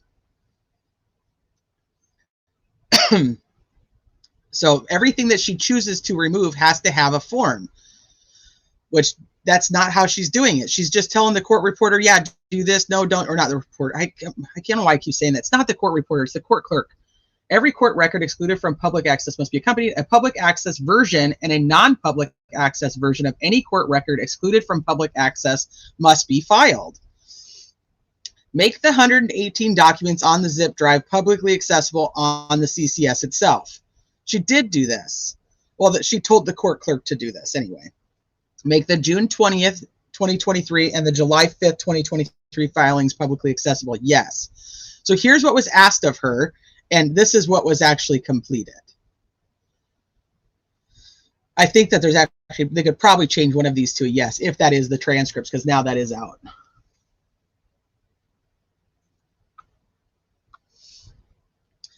As this chart reveals, respondents claim that this original action has been mooted as a result of its November 13th order is wrong. The respondent's response instead demonstrates a continued misunderstanding and misapplication of the responsibilities and the requirements of the ACR rules. Relator therefore files this response asking that a writ of mandamus and prohibition be issued to require that all the errors be corrected and to ensure that the same errors do not continue to be made in this case as it progresses forward. The original action provides this court with a unique and much needed opportunity to educate the bench, the bar, the media, and the public as to the mandates of the ACR rules.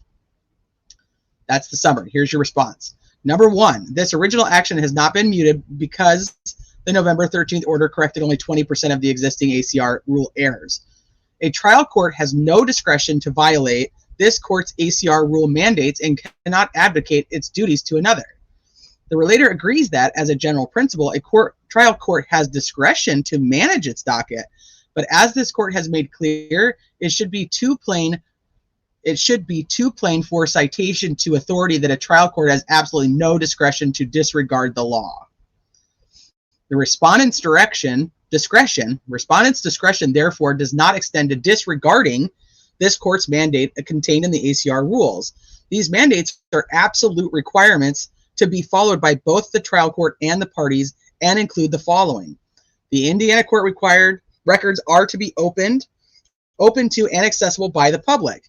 There are only 2 ways a court record may be excluded in any otherwise public case. 1, the court record falls within ACR Rule 5B or C, which I don't know what those are.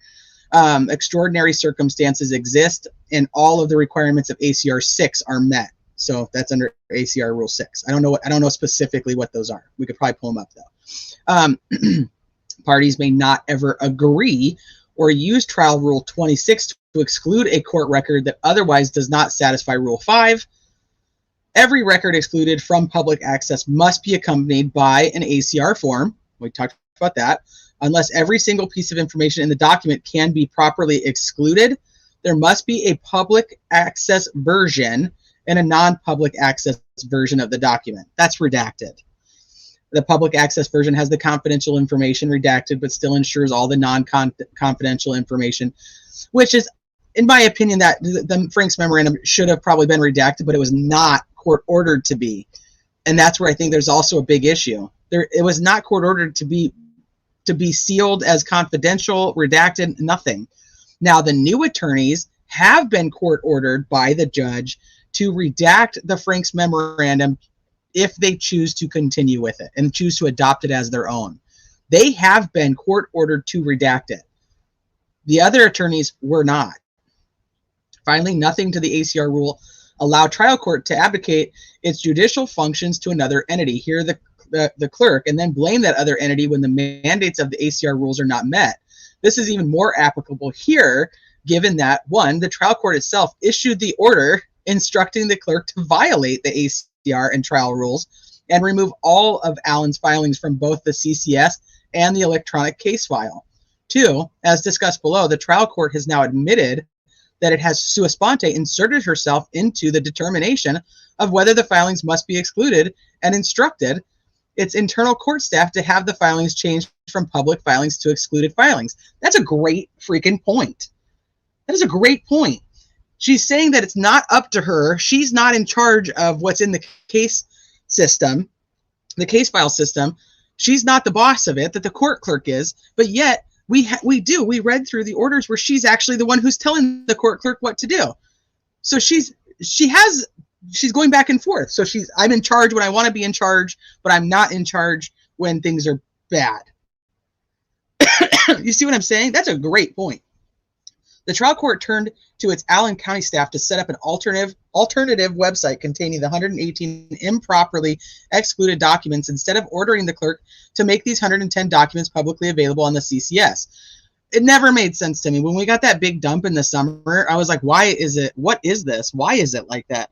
They could have easily just put it all on the out, and everybody could have accessed it on their own, and it would have all had the dates. It would have all been named and filed correctly.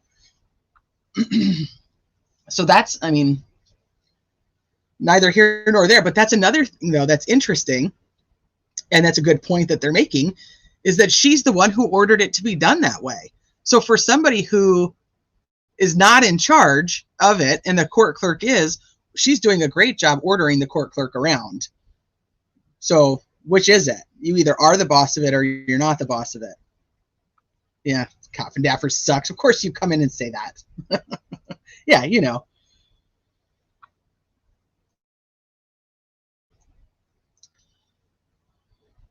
All right, let me stop for a minute. I need a break anyway from reading.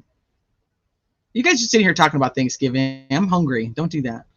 To blatantly abuse power as they are doing, the judge and prosecutor fear the satanic cults that have infested this little town more than those with judicial oversight. That's an interesting perspective. Hi, my queen. Hi, my lovies. Been looking after a sick teenager. Ooh. It's a circus. It's a circus. Well, does she even have to wear a patch on her robe if she's working from home? Sorry, that was a bad joke. I shouldn't say that. It's like the Warren Report. Oh my gosh, it really is. Magic bullet and all. She really is her own worst enemy.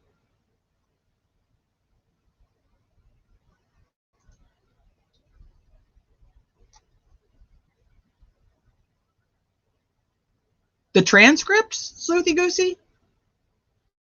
Or you mean some of those other filings? I'm talking about the transcript that came out yesterday. You're probably talking about something else because, of course, I'm reading way far back. Yeah, whatever, you guys. Whatever.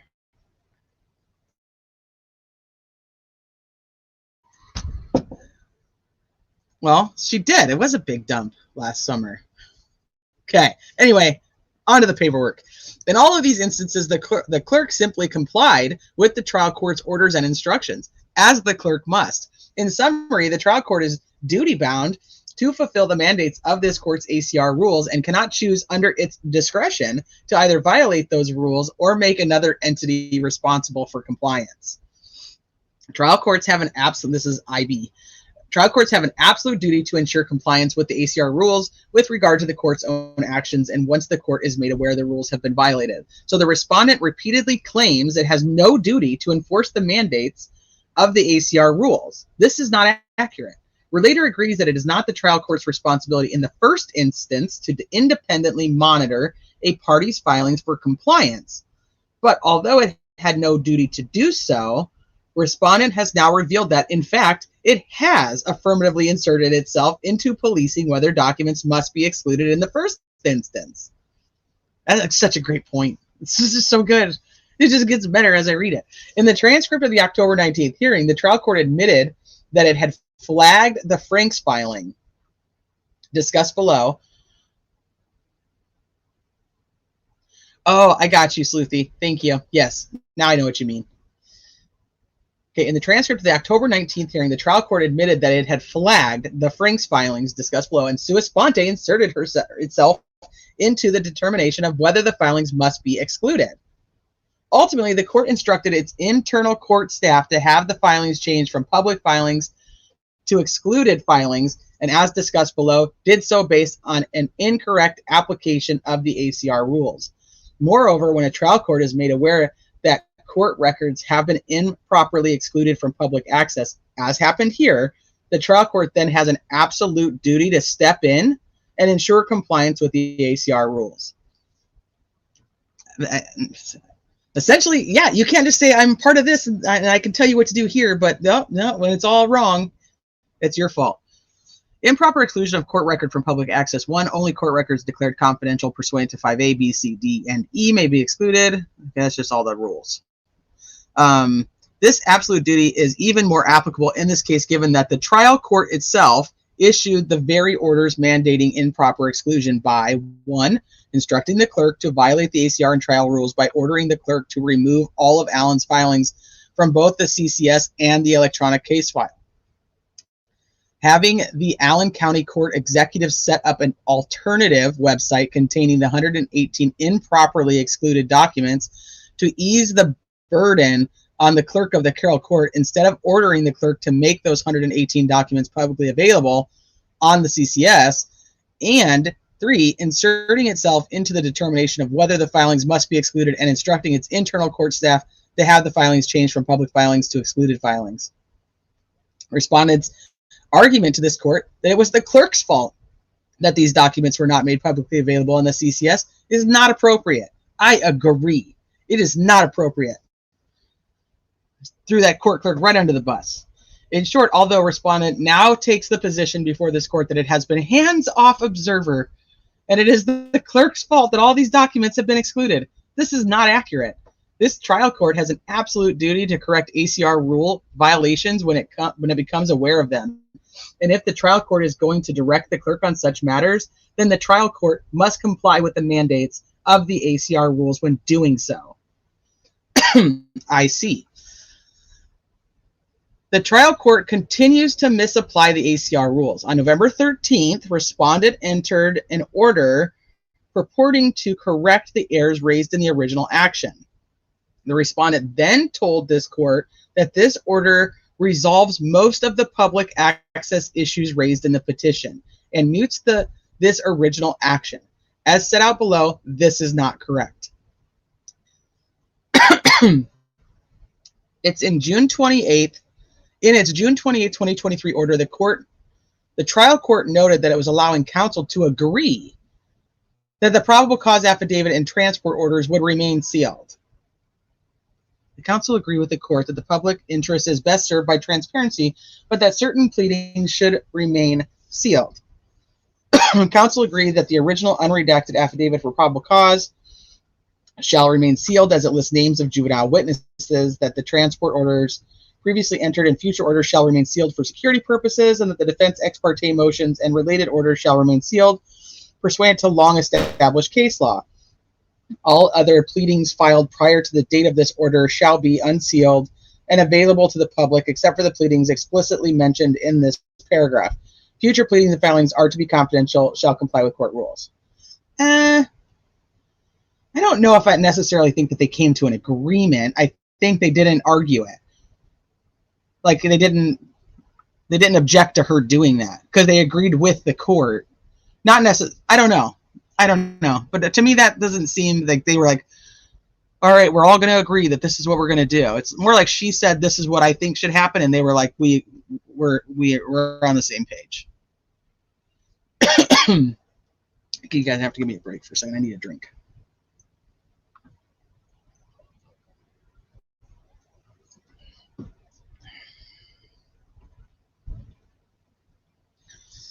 Okay, so second, the agreement between the parties to keep these sealed was based on their assertion that the probable cause affidavit includes the names of juvenile witnesses. But nothing in ACR Rule 5B or any statute allows names of witnesses to be excluded from public.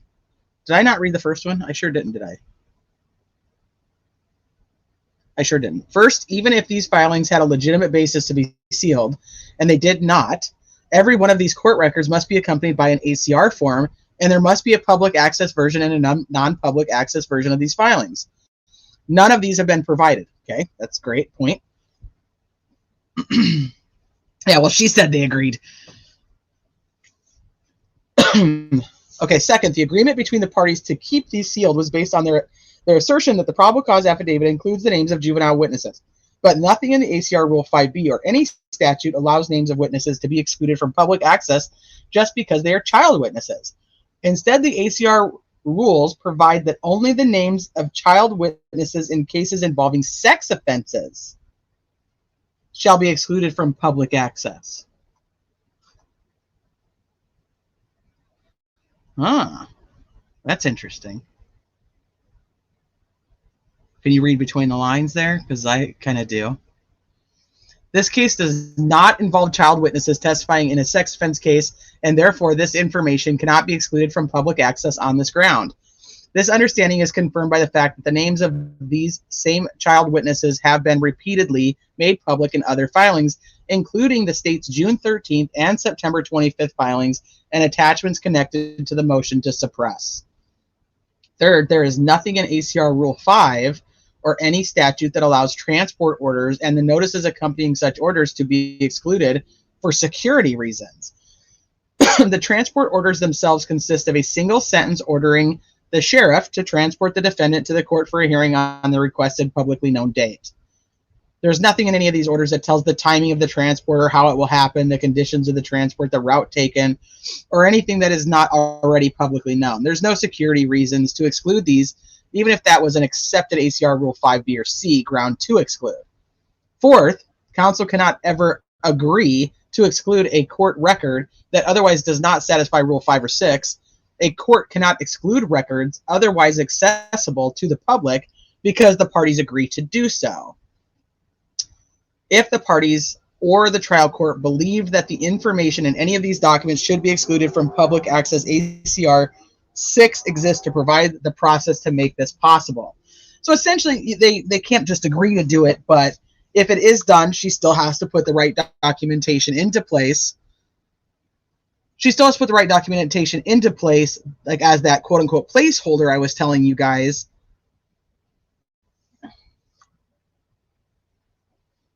And that she has to have a publicly accessible version of the document, one that's redacted, and then she also has to have the reasoning. All right, let me see what you guys think. There's some Indiana rule, don't remember where we saw or heard it in Indiana, that redacted rule doesn't apply if minor children are deceased. Well, and I hate to be like dismissive or whatever the right word is there. Dead people have no rights. It doesn't matter your age. The dead people don't have rights. Once you die, you don't have all the human rights that the living have. So if they're going to redact any of the names, it would be of the witnesses, which I do think they did on most of them, with like the Voorhees, especially the younger one, Bree, those guys. Oh, bye, Peyton. It's good to thank you for stopping by.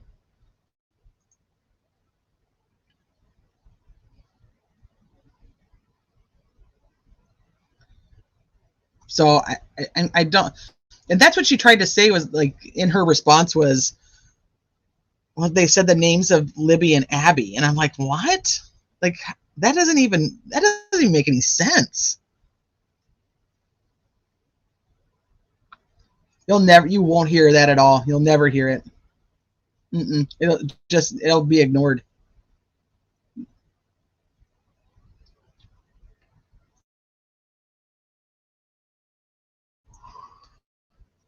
They aren't minors now. Well, I don't know how young that Voorhees sister was, so I can't say. I don't really know how wrong she was.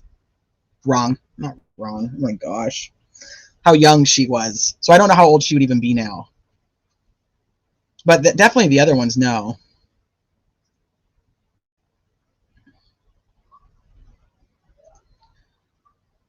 Okay, so the process, however, has been activated for any of the has never been activated for any of these documents, and without it, the documents cannot be excluded from public access. Allowing them to remain excluded from public access violates the ACR rules. Agreed. In September, not that that matters, I don't necessarily have to agree, but I'm just telling you guys. On September 18, 2023, defendant Allen filed what is known as a Franks filing, wherein a defendant seeks to present evidence that the officer who prepared the probable cause affidavit misled the court to believe probable cause ever existed. He filed this as a public document, but the trial court thereafter, sua sponte, instructed her court staff that it be removed, excluded from public access. Specifically, in the transcript from the October 19th hearing, the trial court confirmed that it had changed the public access designation that counsel had used when filing and instead made the Franks filings confidential. The court, I had my staff mark the memorandum confidential after it had been filed and disseminated to the public, because the actual warrant was in there, and that's covered under a miscellaneous cause number.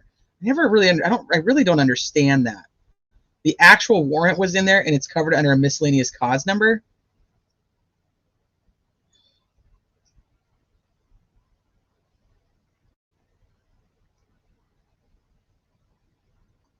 I don't know about that. This is wrong. Miscellaneous cause numbers for warrants are only excluded from public access until the warrant is executed. After execution of the warrant happens, the warrant becomes publicly accessible, as demonstrated by the fact that the state itself has filed these same warrants as public documents in both the state's June 13th and September 25th filings. But even if the warrant could have been excluded, the ACR rules allow only the warrant itself to be excluded, not the motion, the memorandum, and all the other exhibits that were also filed on this date. A public and non-public access version of this filing was required, whereby only the warrant was excluded in the public's version. And an ACR form was required. None of this happened, and all of these Franks documents were properly filed as public documents and should not have been changed by the trial court. After this original action was filed, however, the trial court abandoned its former position, ordered the motion and exhibits, including the search warrant, made publicly accessible. The trial court has now changed its reason for sua sponte excluding the Franks memorandum. The sole reason now given for excluding the memorandum in its entirety is the fact that the full first and last names of the deceased minor children who are the crime victims in this case appeared 3 times in the 136-page document. So I told you I should just not talk and just keep reading because they always end up answering my questions. But there it is. There is nothing in the ACR rules, Indiana statutes, or other Indiana court rule that allows the names of deceased children to be excluded from public access.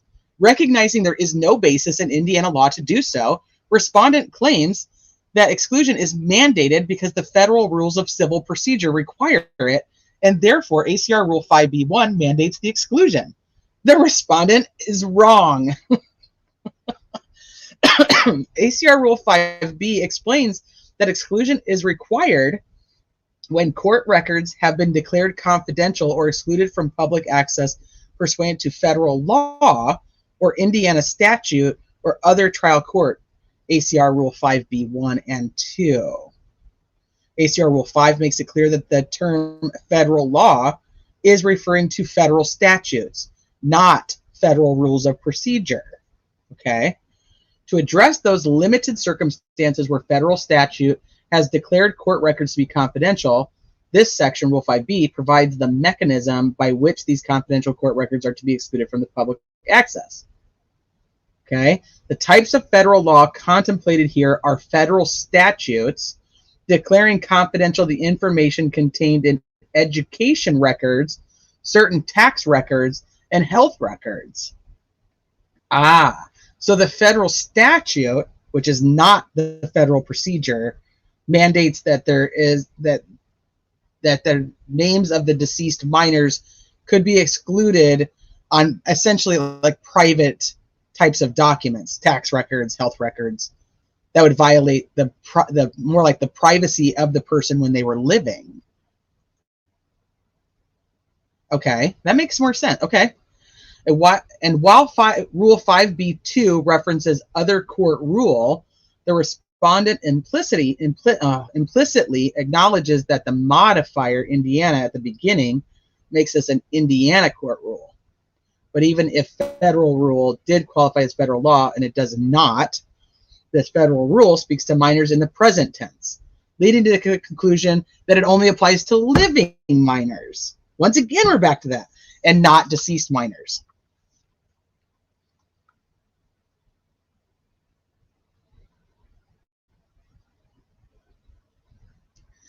Noting that federal courts have adopted local rules making clear that 5.2a does not apply to minors who are deceased or currently over the age of 18.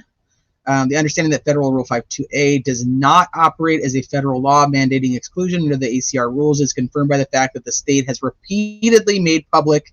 All right, so here that it is being brought up how many times their names, Abby and Libby's names, are in state documents that have been made public. Yet this trial clerk has never ordered the clerk to exclude the state filings. Likewise, the conclusion that the federal Rule 5.2 does not require names of deceased children to be excluded from public access is also confirmed by the fact that this court regularly uses the names of deceased minor children in its criminal opinions. And I will add to this really quick. If we go and look at all the filings that have been done with the Indiana Supreme Court according to these two writs, how many times that the girls' names or even witnesses' names are attached, because remember when the writs were originally filed, the original action was actually filed, they attached like the 283 or 323 pages that had everything on there. Those were all accessible by the public from the Supreme Court. You guys see what I'm saying? So she's actually, Judge Gull is trying to say, oh no, you can't make those, you can't say those things publicly. So that all had to be, it all had to be filed under seal or all filed confidentially. But The Supreme Court actually has those filings all open to the public. They didn't take them down.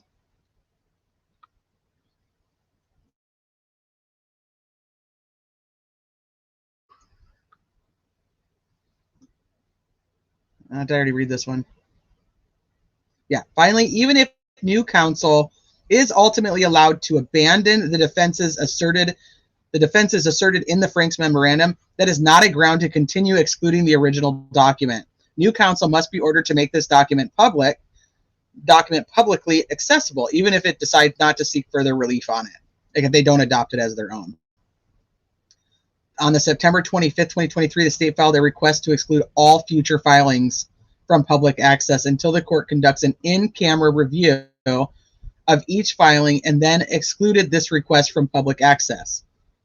Okay, so here the state filed a request to exclude all future filings from public access until the court conducts an in-camera review of each filing and then excluded this request from public access. So Nick wants everything that is filed from that point on to go to the judge's office and have her review it before it's determined if it's made public or not, which is ironic because what they're trying to say is there was already something that the court had ruled that said that there wasn't allowed to be filed public. You see what I'm saying? But there's obviously, we wouldn't be asking for a court order if there was already one in place. So on September 18th, once again, there was nothing preventing them from filing that as a public document. Because on September 25th, he's requesting for that to be put in place. While ACR Rule 6 does allow a Rule 6 request to be excluded for public access for a reasonable period of time until the court rules on the request. It has now been 2 months since it was filed, and the trial court has not even set the ACR Rule 6 hearing, much less ruled on this request. This is not a reasonable period of time, and the state's request should be made publicly accessible. And so not only do they ask for everything to be given to the judge first to review before it's decided if it's public, they also have their own filing requesting that hidden from the public. He needed to hire somebody to help him. All these lawyers hiring other lawyers, it's like flipping nuts. Okay, on October 12th, 2023, correspondence was filed with the trial court and served on all parties. This is a letter from defense counsel explaining why they believe they should not be disqualified based on the unauthorized distribution of crime scene photos. This letter was excluded from public access without complying with any of the ACR requirements. No reasoning, no nothing. Well, I mean, just because it was pending, she had a pending motion up here from Nikki Poo. Because this letter meets none of the ACR requirements and no ACR Rule 6 proceeding was initiated, there are no grounds to exclude it from the public access, which is why it has already been included on the publicly accessible record of proceedings in the second original action. See, I literally should just keep reading because she just says that it always gets there. So, yeah, all these things that they're saying can't be there, the Supreme Court is allowing on their own case records. This is awesome. It's a lot of info, but I mean, the nitty gritty of it, once I'm getting down to it, I'm just like, I get it. October 19, 2023, an affidavit from Mitchell Westerman, the person who photographed crime scene evidence that was being stored in Allen's attorney's office, was filed with the trial court and excluded from public access. This affidavit meets none of the ACR requirements and no ACR rule proceeding was initiated. Therefore, there's no grounds to exclude it from public access. Once again, no grounds, and guess what? Supreme Court didn't hide it from us. On October 25th and October 26th, defendant Allen instructed attorney Rosie to file the following documents on his behalf: the notice of the continuing representation, the motion to recuse and disqualify the judge, the I always say this wrong, precipe for transcript, which is like it's a request, a motion for continuance. In accordance with the ACR rules, all four of these documents were filed as publicly accessible documents. The trial court, however, ordered the clerk to remove them, all of Allen's filings from both the CCS and the electronic case file, and made them inaccessible to the public. I don't even think she made them inaccessible. She just got rid of them. She just made them go away. She was like, "No, I don't even give a shit what these guys say. They're not part of this case anymore." The court notes filings by former attorney Rosie on October 25th, 26, and takes no action because attorney Rosie withdrew from this matter on October 19th and is no longer counsel of record. These filings, therefore, are ordered stricken from the record. Clerk of the court ordered to remove the pleadings from the electronic case file and the chronological case summary as being filed in error. I just love that. It wasn't filed in error. Nice try, though. So I have a question, because this seems to be a really big point of contention across anybody who talks about this case. So there's those of us who are in the opinion that Rosie did not withdraw. He did not withdraw. He said that he would withdraw in writing, but he did not actually withdraw. There's a whole other side of that everybody says, no, he did withdraw. And when they read the transcripts yesterday, they were like, see, he withdrew. And I still, even after reading the transcripts, do not feel like he withdrew. So I need to know from you guys. Do you guys, after seeing the transcripts yesterday, do you believe? For me, Baldwin withdrew under duress, but I can see the point there. It was still under duress, which still needs to be questioned. But he says, I'm withdrawing orally. Rosie says, I'm going to withdraw. I'll have my people draw up something and I'll withdraw. He didn't withdraw. So like, there's like a whole other side of this. And those people probably aren't even listening to me ramble anyway, but it's so crazy to me that people are like, nope, see, he withdrew. There it is. Nancy, call him tomorrow. Be like, did you actually withdraw? Come on. Come on. I don't feel like he did. And that's not like new. I didn't feel like that from the get-go when people were even saying like, oh my gosh, she sent him back to prison with no representation. My immediate thing was, well, Rosie isn't withdrawn yet. That was my immediate comment. He's physically still his attorney of record because he's not withdrawn yet.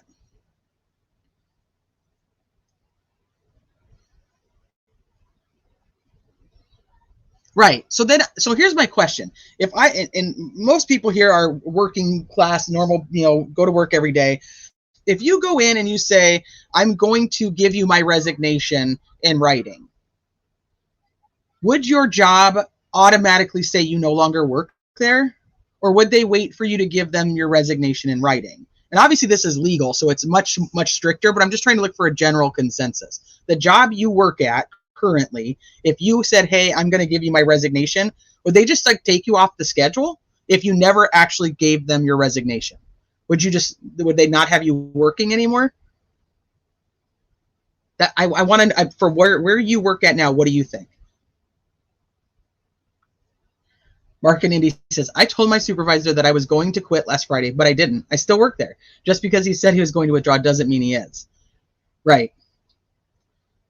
So like, when would it be if I say, I'm going to quit. I'm quitting and I'll give you my resignation in writing sometime next week. Do I still go to work? Do I not go to work? Just as a everyday job. You'd have to, in my opinion, so if you guys don't know my history, I was a retail manager for over 20 years.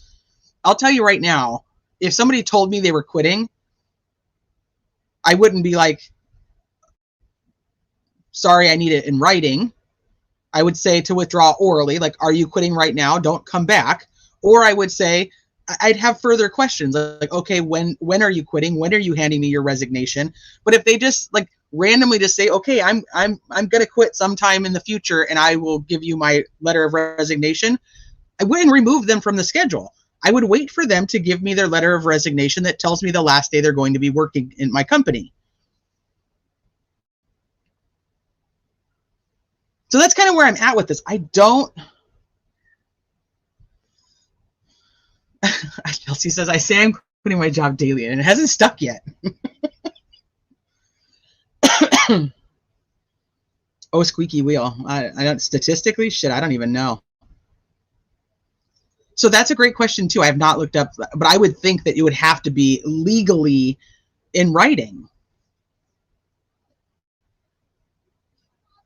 Or on the record, I guess, for legal purposes, you would say on the record. Well, on the record, Baldwin orally withdraws. But like I said, under duress, so that's a separate issue. But still, for Rosie, I'm still under the impression that that guy never withdrew, and that she tried to go in there and say, nope, he withdrew on the October 19th. It's like, no, but he didn't. He told you he was going to, because he needed to get the hell out of there so that he could do what he needed to do. And after reading the transcript, it was actually more like insightful to me that he actually had no intention of withdrawing, that he was laying out the foundation of exactly what he ended up doing, because he made sure that everything he said was on the record. Arizona says, I wouldn't let him near the cash register. Well, I think it depends on why they're quitting. Like, let's, you know, this is obviously a contentious situation, so I would have to agree with you. I would think that formality would be important with their jobs, right? So she just says, well, he said he was going to quit, so now he quit. R&B were set up with no way out. Why did NM bring witnesses and exhibits to a chamber meeting? The judge and prosecution colluded without informing counsel what was to take place. This is now RICO. That's an interesting perspective on it being now RICO. Jiu-Jitsu says, in this particular instance, he would still be counsel until he accepts his written motion. That's what I think. Right. All right, so you guys, I mean, maybe that's why we all hang out together in these chats, because we're all kind of on the same page. But if you go to like the other ones, I'm just like, how do you guys think? I don't know how everybody thinks he withdrew. It's so crazy to me. Not to mention, even if you want to say, if you go with the withdrawal, that they both withdrew that day, you cannot now positively say that they did not do that under duress. Now reading the transcripts, you know it was done under duress. I'll be right back.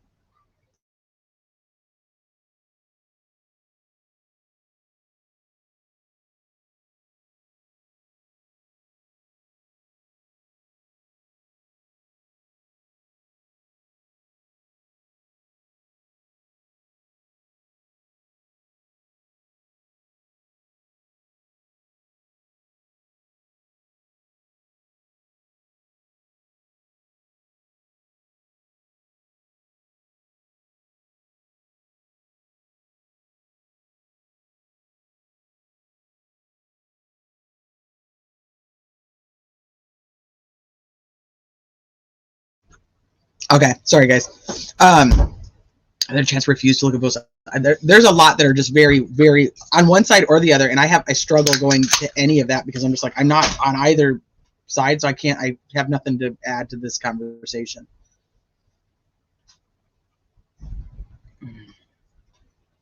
They said the judge is hospitalized, but the article says that she was hospitalized back at the beginning of November. We'll pull it up just a second. Let's finish reading through this, and then we can pull that up.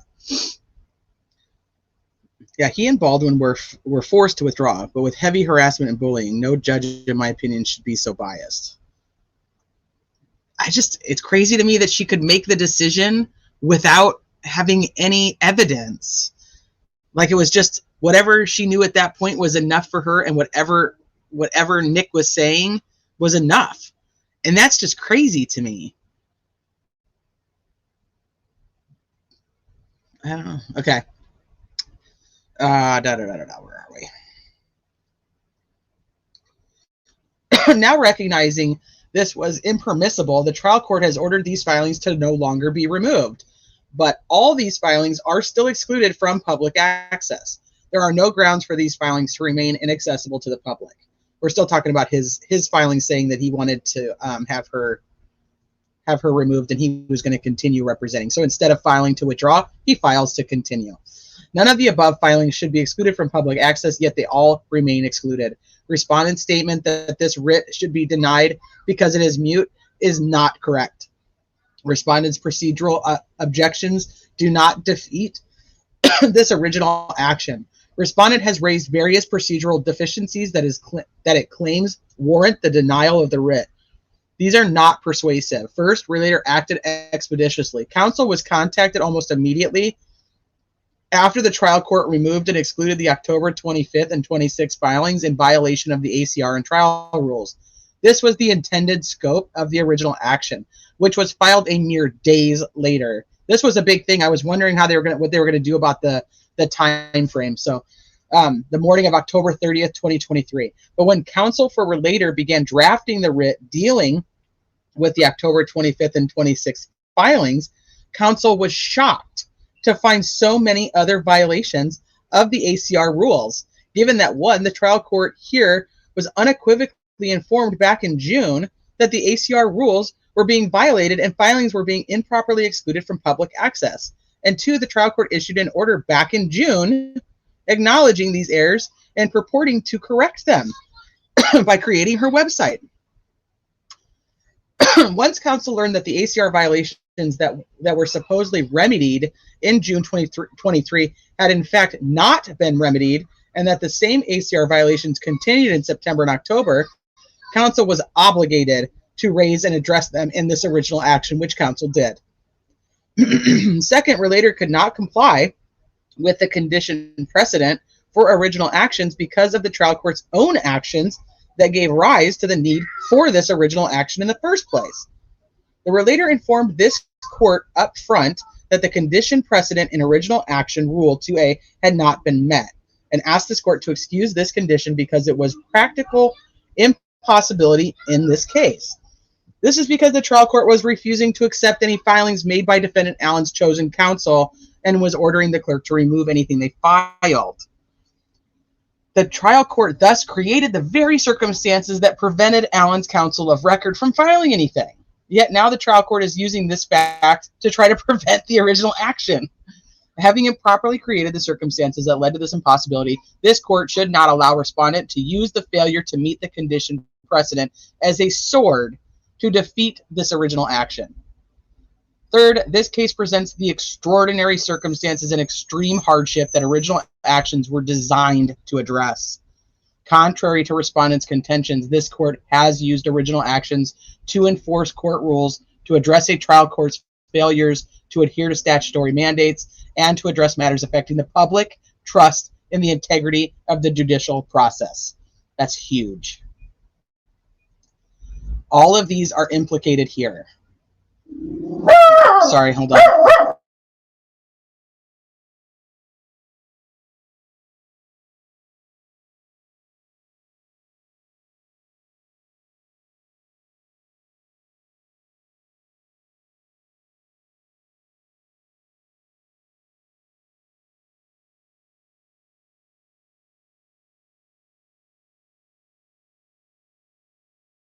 Okay, so the reality is that the broad breadth and scope of the ACR violations and the trial court's actions in this case cannot be meaningfully corrected by traditional appellate proceedings, something that is further compounded by the fact that this is a criminal proceeding. This is important because breaches of the ACR rules will never rise to a constitutional violation or affect fundamental rights of a criminal defendant, and consequently have no place in any appeal in the criminal case.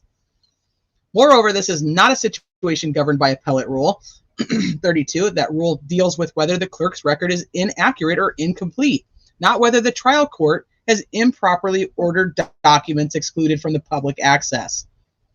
Look at that. Yeah, so they take it to the appellate court because the clerk did her job wrong. Leave the judge alone.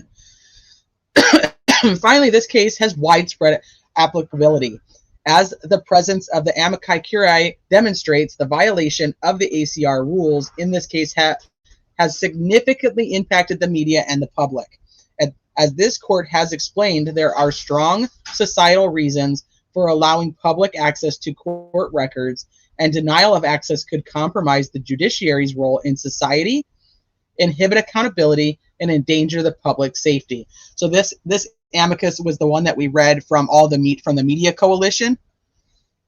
Yeah, even the dog's like, that's bullcrap. No, my husband walked up. And the dog started barking at him.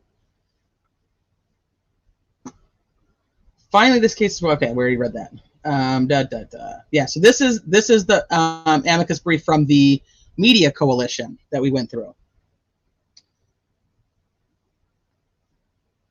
This original action thus provides this court with a unique opportunity to further educate the bench, the bar, the media, and the public as to the mandates of the ACR rules.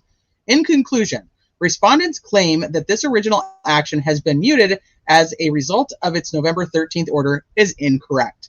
Instead, respondents' response this demonstrates a continued misunderstanding and misapplication of the responsibilities and requirements of the ACR rules.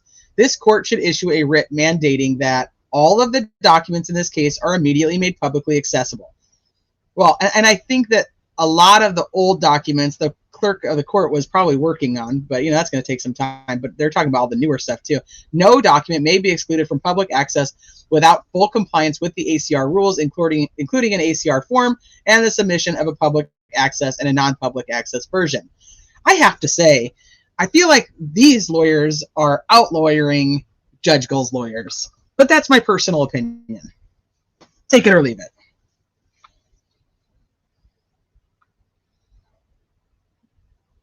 And here's your verified statement of word count. That just cracks me up. All right, let's pull up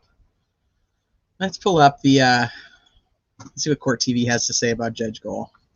Let's see what you guys have to say about this document too.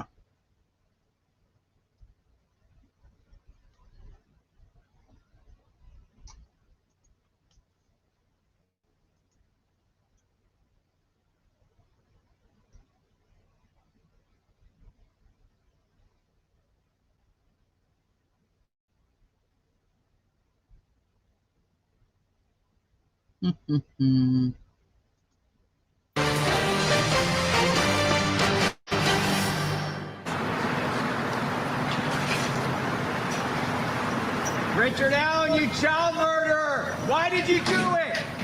Shame on you! Shame on you, Richard! The rest of your life! Shame on you, Richard Allen! Welcome back. There are new developments in the Delphi double murders case out of Indiana. We now have the newly released transcript of an in-camera or a private meeting between the judge, prosecutors, and the former defense counsel that happened on October 19th. About a half an hour while the meeting took place, the attorneys and judge met to discuss the leak of confidential crime scene photos from one of the defense attorney's office. That attorney, Andrew Baldwin, even brought his own lawyer to court that day. That's right. And the former defense counsel, Bradley Rosie, and Baldwin said they felt ambushed because they didn't know the judge planned to hear arguments at that hearing about why they should be removed from the case. And the prosecutor came prepared with witnesses and exhibits while Rosie and Baldwin were unprepared. Here's what the judge announced in open court immediately after that meeting. We've had an unexpected turn of events, ladies and gentlemen. Earlier this afternoon, the defense attorneys have withdrawn their representation of Mr. Allen. Mr. Baldwin made an oral motion to withdraw. I granted that oral motion to withdraw, and Mr. Rosie will be submitting a written motion to withdraw, I'm assuming within the next couple of days. Rosie and Baldwin have since filed motions indicating that they were coerced to withdraw, offering to represent defendant Richard Allen pro bono or for free. Judge Gull then stated at a later hearing that she actually removed them for gross negligence and telling Allen that she cannot allow Rosie and Baldwin to continue representing him. And civil attorneys filed suit with the Indiana Supreme Court, asking the court to order the release of this transcript to reinstate Rosie and Baldwin, remove the judge, and set the trial date within 70 days of the order. Also breaking late this afternoon, Judge Gull has been dealing with an urgent medical condition that required several days of inpatient treatment in a hospital earlier this month. We understand that since then she has been working from home while other judges handle her cases. I have so much to ask you about, Nima, and to say, Nima Rahmani's still with us, obviously. Here's the thing. The very first thing I take issue with, because as a former judge, it was so critical. No ex parte communications, period. What does that mean? You can't talk to one party. You have to talk to all the parties together, because otherwise it creates so many issues. It's prejudicial. It's not, you can't do it. And yet, if the prosecutors came armed with evidence, then somehow they must have heard what. Oh, she's saying literally exactly what I think. She's like reading my mind. Like, how did they know? That's like been the big question. How did they know? Ex parte communication was going to happen, and if the defense attorneys met with her without the prosecution present, again, ex parte, that's rule number one as a judge. You don't do it, Nima. So many rules broken in this case, Judge Ashley, and let's talk about that ex parte one. Sometimes you can have these hearings when an attorney needs to withdraw. It's called a Marsden motion, and they're talking about confidential communications with their client. Certainly you don't want that in the presence of the public or in the presence of the prosecution, right? You need to explain it to the judge because you need leave of court to withdraw. But that's not what we're dealing with here. We're dealing with disqualification. And I, too, take serious issues with how the judge handled this case. You don't come out and make a finding of gross negligence without a full-blown evidentiary hearing, giving the lawyers the opportunity to be heard. I mean, you're accusing them of malpractice. You're accusing them of civil liability, and that's not something you do. The issue in this case is a potential conflict. Now, certainly Richard Allen has a malpractice claim against his lawyers for allowing these documents to be on the conference room table, and he may have an ineffective assistance of counsel claim. That's what you need to look into. So the focus is the conflict versus Richard Allen's Sixth Amendment right to choose his own lawyer, and that's something the judge should have focused on. I mean, she shouldn't be a finder of fact with respect to negligence. That's just not her role here. Right. Yeah, where do you see this going? What is the recourse here? I know there's been filings flying back and forth at all levels here, but in the interest of justice, the defendant's right, you would think, would be on top at the end of the day in anyone's goal. Well, yeah, Chandler, that's right. Here you have Richard Allen wanting the two to remain as his lawyers in a very serious murder case. So I think the correct thing to do would be to bring Richard Allen into court and explain his rights and say, you have a claim against your lawyers. They asked for a gag order, and they may have been responsible for the dissemination of these materials. It may have affected the jury pool. This information is out.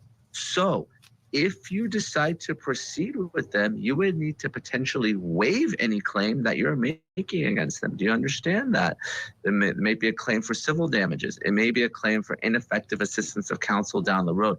You have to explain the rights, and he should be represented by separate counsel. I'm talking about Richard Allen, and he needs to make a decision. Does he want to proceed with the lawyers of his choosing, notwithstanding any malpractice or civil liability claim, or does he want to start the process over? I think that's what you need to do, not focus on the alleged negligence on the lawyer and make a determination.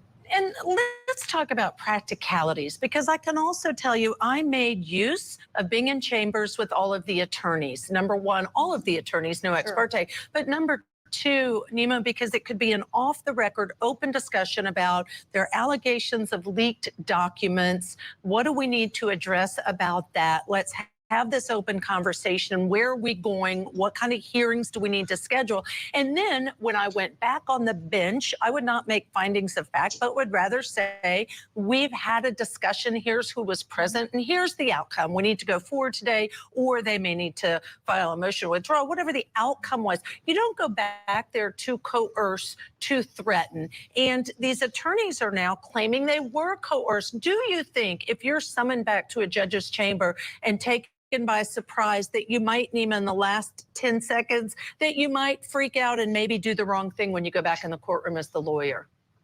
I think so, and I think that's exactly what happened here, and I think that's why I have a good argument to. Core TV just cuts off right then. They're like so strict on the time. But hold on, I want to bring up the other one too. Let me get rid of this. Because I'm really starting to see a shift in a lot of the commentary from that. I mean, she's a retired judge. So you've got retired attorneys, you've got retired judges that are weighing in on this, and a lot of them are not seeing Gull's point of view here at all. So that's also an interesting point when it comes to these two camps of people on, social media. Why not a lot of people are seeing her point of view here? Let me find that one real quick.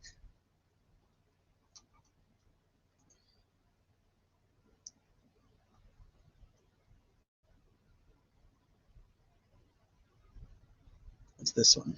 And I just want to give a little bit more context to that. Just before that, these lawyers had found out that there was an investigation going on. Okay, so we have Susan Hendricks, who I'll turn my camera on so you guys can see. I do have her, but I started reading it and have not had a chance to even continue with everything that's going on. So she, up in the top right, she was an investigative journalist, and she wrote a book. It's really more geared towards like the family's perspectives on things. It's actually not so badly written for what I've read so far. And then our lovely friend Bob Mata from the Defense Diaries podcast. If you guys aren't subscribed over there, you guys are missing out. Even if you don't agree, like his personality is contagious. So, and then this lovely lady down here, I'm not exactly sure who she is, but she makes some really good points where he must be maybe he's on vacation, Sleuthy. Actually on vacation. But people are starting to see like there's something really going on here. You know, even Vinnie Politan, you remember when the whole thing came out in September, in the middle of September, came out with the Franks memorandum, and he was like, what is this? Like, this is just crazy. And then his face when the affidavits came out from the guards and the warden, he was just like, holy crap, what, like, this is real. Like, his face was priceless. But Bob Mott is supposed to be on vacation, but he still went live yesterday on his channel to discuss the transcripts, and he went on Court TV last night. So I just want to listen to a little bit of what they say so you guys can see the tides are turning, in my opinion. Well, they knew the investigation was going on, but there had been some affidavits filed. The judge had some access to it. The attorneys hadn't. And she said, you know, they hadn't really been given a chance to look at it or contest it or do anything along that line. Bob, I want to start with you. As a practicing attorney, what are your thoughts about the position that these guys were put in and their response to? I thought it was untenable. I thought that there was no due process under the law. I think that they were bum rushed out of the case, frankly. That is not how the law works in this country. If Judge Gull clearly had very strong feelings about certain things that had happened in this case, well, you have a hearing and you give them notice, you allow them to prepare a defense and allow them to put on witnesses in order to have an evidentiary hearing, because I don't know how a judge makes any findings just from getting information from the state. It's not how it works in this country, Michael. It's just, you know, so Baldwin, he really was pretty calm when that was going down. And I've obviously read the transcript in total. Rosie was furious. And I mean, he laid it out. There's a lot of language in there when he goes pretty hard at her. Exactly what I'm saying with respect to the lack of due process in this matter. Because at the end of the day, as much as we all want justice for the girls, this stage of the justice finding is about Rick Allen. And his Sixth Amendment right has just been torched. I'm sorry, but it has. And that's, I want you guys to make sure you change my mind about it. When one person's talking here, watch the heads of all the other people. Because normally, you know, they talk about like body language and stuff like that. You can tell when people are agreeing or disagreeing. When one person's talking on here, everybody else is nodding their head in like affirmation, like they're in agreement with what that person is saying. Nobody's over there like shaking their head no, or like let me have a turn because I have something totally different to say. It was very interesting to watch. They're all just like, yes, like this is yes, like that's how we're feeling too. That's exactly what Rosie and Baldwin argue. The Sixth Amendment implications for Richard Allen are really just mind-boggling. Susan Hendricks, I want to go to you because this raises a lot of questions. There's been a couple of different things that raises questions. Some of the actions of the judge. I want to get your thoughts on this. I'm sure you read the transcript. I'm sure you're aware of what's been going on. I want to get your thoughts because if you would talk to the attorneys, they would say something else is going on here. Maybe some sort of conspiracy, something's going on. And unfortunately, these actions lead to that type of thinking. She would say it's all about the integrity of this trial, the integrity of the potential jurors, not poisoning those folks and some of the actions that the defense attorneys, certainly, I wouldn't call them indefensible, but there were some issues. Your thoughts? Yeah, while reading it, Michael, there were issues that I had in reading it in terms of it appeared that Judge Gull kept bringing up different phone conversations that they had off the record. So I think that this hearing, in hindsight, should have gone on as planned that day, obviously, as we look back and see the attorneys and they're saying, so these are only options. And then Gull mentions a phone conversation. So I think that was the mistake. Was it too casual before this, prior to this? And was she forthright in terms of bringing up every conversation they had? So I think in hindsight, there were mistakes made in terms of what was on the record. And now that we see this transcript, but also reading through it, there were certain things that, Rosie brought up about the OJ case. He brought Court TV and saying, I really haven't watched maybe back in the OJ case. And that got me thinking too, of course, the way the defense, the genius of that defense, everything was done inside of the courtroom, not prior to. I think this was the mistake in terms of the Franks hearing and everything else, and in violation, in my opinion, to the gag order. It was tried in the court of public opinion. You look on Reddit, YouTube, it's everywhere. Speculation, and it's because of what was allowed out there. Yeah. And you know what's interesting? I read that as well. And Lauren Vellucci, one of the points that Rosie made was that prior to this, there had been a number of leaks in this case by the state, by law enforcement. And so they, on some level, were trying to level the playing field. In essence, a gag order was put in place as a result of that. And then there were continued problems. But I still see issues with due process as far as they're concerned. They cite in there, in the motion by the civil attorneys representing Richard Allen, they say no court in Indiana has ever allowed a judge just to decide subjectively that she wanted to get rid of some attorneys from a case. So that's what she did. There is a process for this, no? I want to pause it really quick because, so for me, I feel like Susan's in a particularly interesting spot because she is so close to the families. But she says something like that the hearing should have gone forward like planned. And I just want to make sure that you guys understand too, like, and clarify for myself, the hearing wasn't planned. I think that's part of the issue. And I don't know if maybe she missed that part because she's like, the hearing should have gone on as planned, but the defense team didn't even know they were having a hearing necessarily. More specifically, Rosie did not understand that that's what the hearing was. People are like, well, they came with their attorney. Well, at one point that he wasn't there. He wasn't both of their attorneys at both points. He was just Baldwin's attorney. And he wasn't even allowed in the room. He was sitting outside when this conversation was happening. But they didn't bring anything to have a hearing on whether they were going to be disqualified. I think that, if I can say my opinion, would be that she should have told them on the 12th, hey, everybody just stop for a second. We'll have a hearing on the 19th. Come prepared. We'll discuss the evidence, and what there is, if you guys should be disqualified or not. Even if she's like, well, I told you guys I was kind of leaning that way. Well, that's just that's not, there's nothing on the court record that says that. There's nothing that you can just go, okay, well, I guess I should read between the lines a little bit better. So I'm going to disagree with her here, but she's in a really weird predicament with her relationship with the families, and I feel like she does make some comments like they just want the right guy. They just want the right guy. They don't want Richard Allen in jail if it's not really him. But absolutely, that surprised us, and given those new documents that were released by the defense stating basically unfair acts lady seems and really politics. This doesn't look good. It's not a cute look for the judge, in all honesty. And she also did other things that, to me, I have issue with due process, like Bob was talking about, with the fact that he is in the Westville Correctional Facility, and he has been. And to me, that is unconstitutional at this point because he is still an accused murderer. He has not been found as guilty as a jury of his peers. So I have an issue with a few things that she has done, but I do think this is going to be an issue.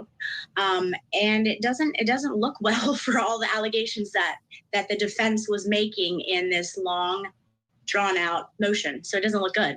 Yeah, it doesn't, Lauren. I just want to double back on something you mentioned about him being in the Westville Correctional Facility. Tell people why that's an issue, because that's essentially a prison, not where normal folks who are awaiting trial would normally be. Correct. So when you're awaiting trial, you are in jail. You are not in a prison setting. And he went directly there, I think, a month after he was charged with these murders. And he went there for safekeeping, is what the sheriff said. And it's a much harsher environment. He's there with child molesters, other murderers, and that's just not how the process works. It just isn't. So, you know, I think we all want to get to the bottom of this, but the most important thing is that we put the right man behind bars for the rest of his life for this murder. And I have a lot of concerns. Yeah. So when it comes to Susan, you have to remember that if she goes against what the family wants her to say, there is a very good chance she loses a connection with that family, even if her opinion is different. And I'm not saying that that's how the Patties are. I'm just telling you that from my own history of dealing with anybody involved in this kind of stuff. If you're not saying what they want you to say, they stop telling you things. So that's why I'm like, she's in a very interesting predicament. So listening to her interviews it's intriguing. I have to be honest. Seeing what she says, and you can tell she's not actually saying everything she wants to say. But yeah, I have a lot of concerns too. But I thought it was funny because this lady brings up her first concern is the fact that he's in prison. And other people are like, nah, it's totally fine. Let him stay in prison.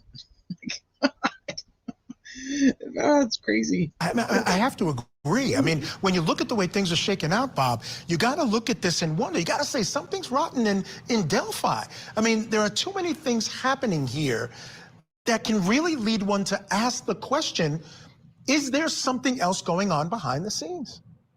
Yeah, I mean, I fight tooth and nail with myself not to slip into conspiracy theories.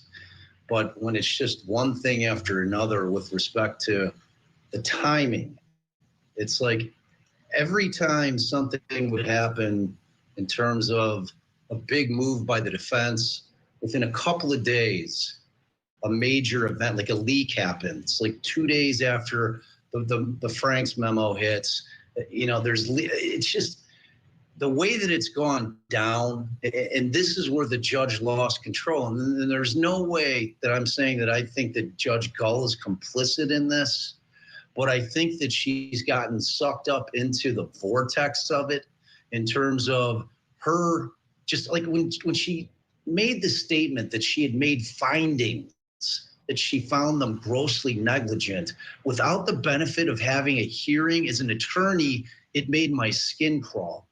It really did. How are you making findings of anything without having an evidentiary hearing, without giving the defense an opportunity to come in and put on a case? And that was exactly their response, Bob. That's why they were so upset, especially Rosie. He was upset because he said, you know, this is not how we do things. We should have an opportunity to respond to this. But again, this is the way it went down. And I have a couple more questions. We're going to have to take a break right now, folks. But coming up next, we take a look at some disturbing allegations. It's an interesting, they come back on quite a few more times. So if you guys didn't watch Court TV last night, make sure you guys go and listen to what they have to say, because I thought it was an interesting, it wasn't so biased, you know, like towards that, you know, Judge Gull's just amazing and everything she does is just so great. You know, like it more so was towards the beginning of this, like how bad the defense lawyers are. It seemed like the Court TVs of the world, and not just Court TV, but that they were more inclined to kind of say the defense team was wrong for doing certain things that they did. And I'm just seeing a very big shift that people are seeing that there's something's fishy here. I don't know if anybody's putting their finger on it necessarily yet. And like Bob said, he's not saying like that Judge Gull is part of like some big conspiracy, whatnot. But, you know, has she been sucked into the vortex of it because of what the decisions she's now making kind of show that maybe she is? Yeah, people aren't dumb. And the world is watching. Journalists need to start being journalists. Those are like some very big words in a very short amount of time that I feel like have really had like such an impact. So yeah, make sure you guys go watch that too. And then I think we watched the whole thing from tonight. So it was just a quick one, just talking about how she's in the hospital currently. But all right, we've been on for almost 3 hours. I'm gonna let you guys I'm not gonna let you go, like, because I have control over when you come and go. I don't, but I'm gonna wrap it up. I'm gonna go figure out dinner. It's Taco Tuesday. I gotta figure out what meat we're putting in the tacos. But tomorrow, I'm sure it'll bring something else. I have been putting together a bunch of stuff on Mike Thomas. I want to do a live about Mike Thomas because I think that he's an integral part of what we're looking at. And so I want to go through all of his stuff. So maybe tomorrow, if no big filings or anything come out, if it's just some smaller things that happen, then maybe we can do it tomorrow. If not, then we'll go through whatever the Delphi world takes us. However the Delphi world turns, we'll go with it. I appreciate all of you guys. I know that you guys have 1,000 other places that you guys could be and spend your time, and other channels that you could be watching that I'm sure are live right now, and you guys choose to stay here with me. I'm honestly and I say this a lot, but I want you guys to know I'm very humbled that you guys care to even listen to what I have to say. I appreciate it so very much. I will figure out a way to show my appreciation besides just saying it to you all the time, because I really do appreciate you guys being here. And I will see you guys tomorrow. Go enjoy the rest of your Tuesday, and we will talk again mañana.